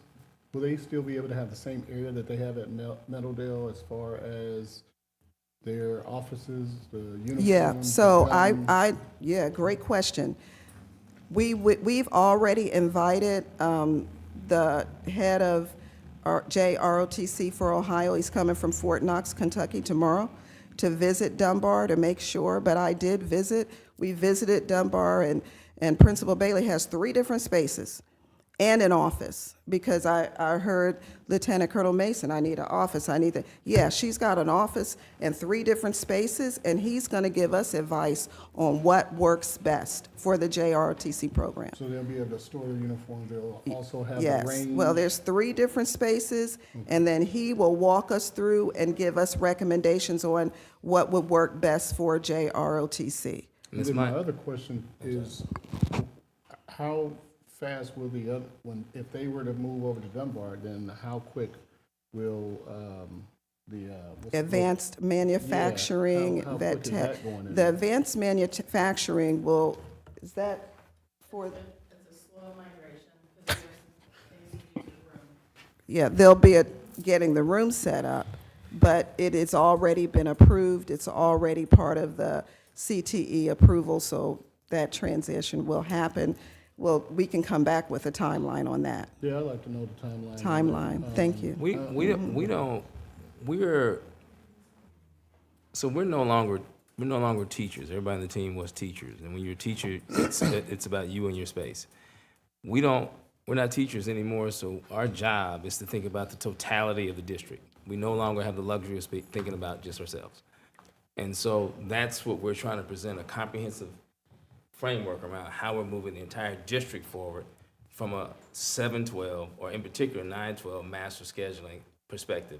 And I think to your point, Mr. Smith, we'd be happy to have that conversation in public and give some public presentations around the complexities around it and the idea around how these things are interconnected and interwoven. Again, we don't have the luxury of thinking about just ourselves in a room. It's about the entire district. So I asked the question too with Dunbar. So do you even know if the kids, the students, I hate to call them kids, but students there would even go into the ROTC program? I'm sure there will be some. Do I know the exact number? Principal Bailey knows her student population better than I do. She's coming from ROTC background, having had those benefits from university, colleges, and all that, similar to Lieutenant Colonel's background. And so she's very capable of promoting. Another thing I wanted to share that a lot of people, that wasn't years ago, it's now a graduation pathway. That's new, in the last 5 to 7 years. So we've not even promoted it that way, as, hey, enlistment in the military is a graduation pathway. Can I add Instead to of that? Yes. Bailey, you come on up. Colonel Mason, I just wanted to They're gonna clarify. slide over for So if a student does high school ROTC, and then if a student goes to college, then they also get in the opportunity to then enlist as an officer because of the history of the. Enlist, well, you commission as an Right, officer, yeah. you enlist as a Yes. soldier, yeah. or But private. with going to college still off of ROTC academically and things like that. Yes, absolutely. Okay. And that's what I'm encouraging Lichelle, the recent valedictorians that were in our program, to do when they're at Wright State. Okay. Absolutely. Principal Bailey? So Principal Bailey, have you had any students who have expressed interest in having an ROTC program at Dunbar? This is a new conversation that I've been in the last couple of weeks. So on our scheduling sheets, we have just put it on there, and I've asked our counselors within the next 2 weeks before we go on break to start having those conversations in the classroom so that we can get a number of how many students are interested in it. Okay. So there's no exact number at the moment because it wasn't a finalized thing for me to say, hey, let's do this. I'd like to just know, later on, how many students would even be interested in having the program at Dunbar. Because right now, I think everybody's talking about it, but nobody's asked the students even if they want it there. And if you got most of the students to say no, then I don't know. I really don't know where we go from there. But, okay, thank you. Thank you. Go ahead, Mr. Walker. So Principal Bailey, I just want to ask. So last year, the board had approved an agreement to add a new program at Dunbar, which took out choir from Dunbar. So now with that space being occupied by, I believe the partnership is with Kettering Health or Premier, one of the two, what's the enrollment like with that change with just last year to now? For the Kettering Health Program? Yeah, was students interested in it? Are students really intrigued by it? We had about 12 students that did that program. It was a smaller one. They had to apply the year before. And we also used that space for the phlebotomy, and we had 12 students who completed the phlebotomy program as well in that same space. Okay, so on average, a new program coming in the first year is going to have about 12 kids that's actually. Potentially, this was a junior and senior only for the Kettering Health and phlebotomy. Okay. Or mainly seniors for phlebotomy, so it was a limited number that we could put in. Okay, thank you. And then to go back to, Ms. Snyder, thank you for providing this. On here, it shows elective for 9th, 10th, 11th, and 12th grade as an other elective. So is ROTC not considered one of those other electives?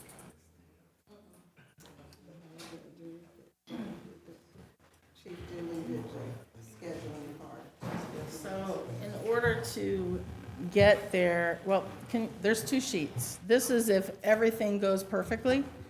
and a student is on track. If you scroll down, excuse me, to the next page. Yep, stop right there. Our kids oftentimes are assigned to reading labs, math labs. Perhaps they have an English learner course that they need, a foundations course that they need. Perhaps they need a learning lab because they're on an IEP. So these course planners were created for each school, one when everything goes perfectly, and the other when students start to get off track a little bit. This depicts currently a lot of our students. And as you scroll down to grades 11 and 12, you can see, I don't know why that got cut off. By the 12th grade, the 11th grade and the 12th grade, you can keep scrolling, it's on the next, they are barely able to meet their graduation requirements. So on the, if you can scroll back up, in that, a little bit more, in that fine print right there, don't have my glasses on, but I believe it says freshman seminar meets the career course requirement for graduation. Correct. What else meets that requirement? That class. Just that class? And if they miss it, there is a college and career readiness class that's offered. Okay, is that by that pathway standard or board standard, or what is that off of? That, because we just created that freshman seminar this year. That is board policy. They have to have a career course to graduate. Got it. So can ROTC be considered, well, the board can change the policy to then add ROTC as a career course if needed, right? Yeah. Yeah, okay. So second part, and Colonel Mason, I will go back to you for this part. If my memory serves me correctly, you were at Thurgood Marshall before. Correct. The program at Thurgood Marshall got taken out. Correct. and I it's was gone. told we weren't STEM. Okay, So and that's- then now you're at Meadowdale, and Meadowdale And is now I'm getting- being told I'm not CTEs. Okay. I'm just saying. So, and again, if history serves me correctly, at the same time, Dr. Lawrence, when you were principal and we had our ROTC at Thurgood Marshall, we had went above you and wrote to the superintendent because not on your end, but because changes were being made where First Sergeant Brown was being out and they were moving the other First Sergeant over from Meadowdale. So it was, again, Meadowdale losing out on the program then and change over all over again. And that's just me, history-wise. So I'm just, I guess I'm curious on, one, we already provide trailers at Kaiser because Stivers is over capacity, and now we're looking to continue that even more. Two, we have not talked to students in the district about this when everything that all of the senior staff say is students are first. In this sense, that's not the case. Third part is you want to move a program from one building where you're not even offering clearly the other alternative that you offer in the course catalog, really the PE alternative. So I'm just curious of where do we fix where our systems are not communicating with one another before making a change like this?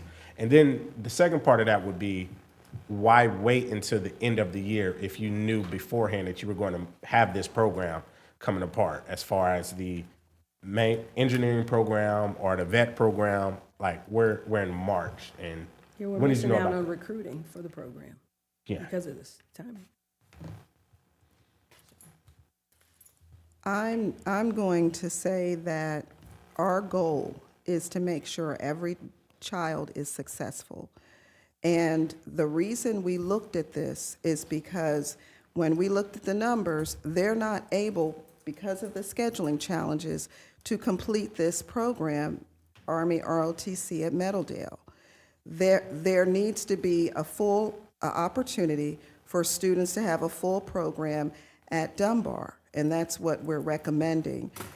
We talk to students all the time. I'm not sure that all of our students understand the benefits and the full, and we'll obviously promote it at Dunbar. I think we at the district level and at the schools need to talk about military as a career more. Now, when we do, we don't want them shortcutted. We want to make sure it's a full comprehensive program. Some of the things we just found out about when we talked to the gentleman from Fort Knox, the officer from Fort Knox. But did you And talk he's- to our district staff first before the Fort Well, Knox we one? talked to Lieutenant Colonel Mason, and we talked to her honestly about the challenges. We had a very good conversation. And the question was, can Dunbar's, the building, because of the space, handle it? And that was our discussion. So my last question would be, this team has been in place now for about 3 years. when did the conversation occur that? Junior ROTC? No, Dr. Lawrence is in you all's team. Oh, this is our second year. Going into the year 3 though, like it's interim business manager, interim And we're superintendent, looking at superintendent. programming everywhere. So- So this won't be, we're talking about how do we align things so all buildings have capacity to make sure students have choices. Yeah. That's what this is about. So my last piece on this is we cannot have 5 C's and one of them is communication if we don't communicate. Well, we did communicate. We Not communicated not with- like this. Because yes, honestly, to me, and this is just me personally, we had a legislative breakfast and an elected official said, we want to thank you all for Metador I ROTC and the heard work that that, they do. yes. And then 2 minutes later, as a board, we said email about moving ROTC. So that was a slap in the And face I'm just after sure hearing that he conversation. appreciate, which we all do, appreciate Meadowdale's JROTC. He has no idea that due to scheduling, kids aren't able to finish the program. And I'm sure community members would be supportive of setting students and the program up for success. That's what we're talking about. I'm good. That's what we're talking about, setting them up for success. I have a couple more questions for you. Lieutenant Colonel sent us a couple things that I just forwarded, which she actually proposed the actual career pathway piece. Have you guys looked at that at all? And career, CTE's not, there is, JROTC for Ohio is not a CTE pathway, but we will have pathways that are non-CTE at the other high schools, and that's the reason, and we want it to be a career plan for a student, which is why we knew we needed to move it to a school where it could be a full career plan. I understand everything you said. I'm just asking if you Okay. guys looked at the proposal that they gave you. When did she send it? I just got it there. I just forwarded it to you guys, but I'm sure. Well, I'll look at it. Yeah, We we'll will look at at it. We are That open is to my- that. I'm gonna Yeah, say we'll that's look at my it. ask for you because even We're though- open to that. Even though we're in our 4th year at CTC at Meadowdale, it is still our lowest enrolled high school. Like Harrison Township is a challenging area for us. It's the reality. It has more programming than Thurgood and Dunbar, but Thurgood and Dunbar have a higher population by 100 students to both of them. So the programming itself isn't our issue. I don't know what our issue is there in that piece. I will say with this piece on, again, I saw in the presentation, and I talked to Dr. Lawrence, if we want to put ROTC at Dunbar, I think we should go take the 2-year process here and get the instructor and put them in that place, because honestly, ROTC is really good. If we had more than one, I think all of our high schools should have it. It just instills something different in you, as at least 4 of us I've heard say up here, we were a part of the ROTC program. That's not really saying a lot about you, Mr. Walker, because you be ignoring all the discipline from the training there. I match the energy. I think you forgot the cadet creed all the way, so, but that piece right But there- we will look at Yeah. Lieutenant Colonel Mason, what she presented, to see if it's a way. And Because our goal is for her and all the people, the cadets, to be successful. That's it. I think that's the key right there. Like, I hear what you guys are saying, it doesn't fit in the schedule. Is Chief Dooley the only one who can do the schedule? Because if we need some help to see if there's a possible way for this to be a success here, mainly, I think you're too short of a timeline from today, what's today, the 11th? March 11th. To the fall right there, to uproot a whole program and then drop it in another school. When we haven't talked to students, we haven't exhausted to ensure that it's the best fit. I get that you guys are saying A, B, and C, but A, B, and C don't seem to necessarily be the absolute truth. They're just what you believe is best in this moment of time. So with that piece of it right there, I'm asking that you guys look at the pathway plan that was actually presented there in that piece. In the same way we have students who graduate from Stivers without magnets, we have kids at our other schools who graduate without finishing their CTC programs. If we have a CTC program that's not the state of Ohio, that is no different than some of our current practices that are happening at high numbers here at this point. But I feel like there's a way to collaborate, because again, this will be the 3rd move for this instructor. I don't want to lose the instructor in a piece of a program because we aren't doing our due diligence to figure it out. I say the same thing to athletics, where we give them the 30% participation goal. We push the athletic directors to go find the kids, help them want to be a part of these things. I think that's no different than the administrative staff, the counseling staff, the instructors and the team right there. of getting these children in the program and being able to show them the pathway forward of what this program can do. I don't think the highest measurement of success is that you enlist in the Army. It is not. It is something that it is for you and it is in you. You are going to do that. If it is not, you are not.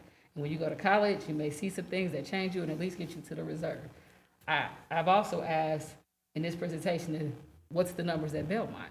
I have no idea how many people do that when they leave there. But again, I think that is a personal decision, that is a real commitment that I cannot measure an 18-year-old when they leave high school, that is the piece of them that goes beyond. But I do want this, I want us to move forward in a way that, again, we have a lot of programs that are based on the instructors themselves.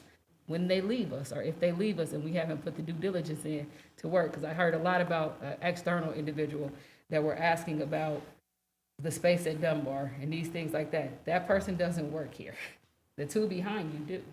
Now, if you're collaborating with them in that piece of it and it is making sense, which we wouldn't be having this discussion at all if they felt like this was something that was beneficial to the program. Those are real individuals in this district, and they are really the same way. Yeah. If we snatched you today and said, today, you are now over transportation, it would be an adjustment. Can you imagine jarring. I mean, it would be a jarring thing because it's, again, a shift of something of, There would be no uncovered routes. No. Miss Minor be out. She'd be like, that is not what I'm doing. I could just see her and bus Well, drivers. and But I'm saying, we did, they are invited to Dunbar tomorrow. They're- They are But the invited to same way, Dunbar. the same way you're asking them to look at what you guys are proposing, I'm And I'll asking you look at guys it. to look We at will what We'll look take a look at at it. it. And Ms. Dooley's not the only scheduler. We'll take a look at it. We'll look And at it's it. not Let's see about, that thing, and let's see if we can help you Yeah, guys yeah. figure this It's not out. about Because that's the expertise, ultimate yeah. goal here. Ultimately, we want. yeah, our we'll students to synthesize be all okay. this information and get back with you. Can I ask one Good more day, question? team. Go Good ahead, day. Mr. Babe. For the I instructors. just want to say, we do have juniors that are currently in CTE that are doing very, very well in CTE and doing exceptionally well in our program as well. They're some of our top leaders in the program. That's what I was gonna ask you too. Yes. Like, because you have, more students in the freshman year and stuff like that in the first part, are you losing students to CTE? I believe that's what happened with the seniors.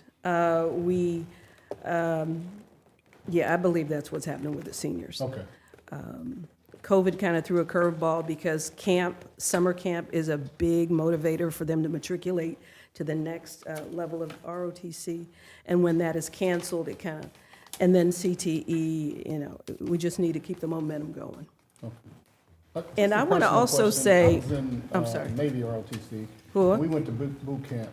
Do you guys go to boot camp as well? It's called JCLC, JROTC Cadet Leadership Camp. Is that still with? And right now, we go to a Boy Scout camp north of Akron. Do you still do that with Trotwood as well?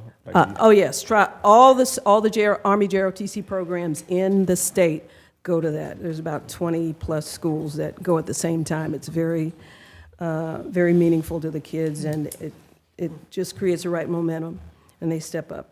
I want to also ask, enlistment came up, how many students enlist? I'm curious as to how many CTE students actually pursue a career in that respective CTE program. So, yes. Can we get that information? That's all I want to say. All right, thank you. Any other questions? No, we good. Thank you. Hello, neighbor. Dr. Lawrence, can we get that in this information we get back? The I amount- mean, they haven't got graduated yet, have they? Yes, we have. This is year 5. No, I think he said 4. Year 5, man. Ramp up year 4. Year so 5. When they graduate, yeah. Actually, you can look at that in schools too. Pursuant to section, oh, my bad, there's one more thing. Policies. Yeah, I seen that. My thing went down. Don't use the plug. That's all. We can do it later. No, it restarted. It restarted.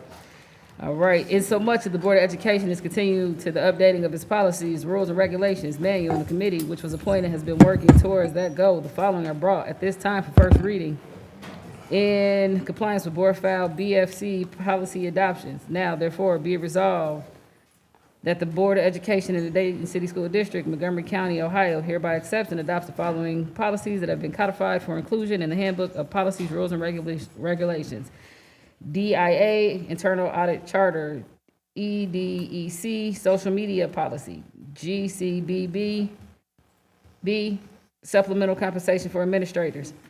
These policies are being brought for first reading. As such, a motion or second is not required. The policies will be available in the superintendent's office for review and comment prior to their second reading and adoption by the Board of Education. Furthermore, the policies will be reviewed by the superintendent's office, the board office, and the legal department of the Dayton Public School prior to the second reading.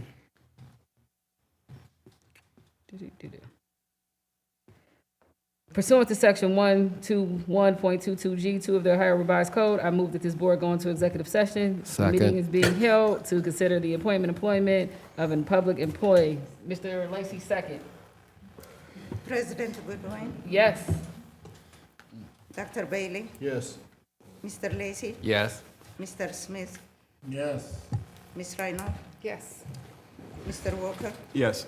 Ms. Wick, Yes. Mr. Scott. 8 yeses.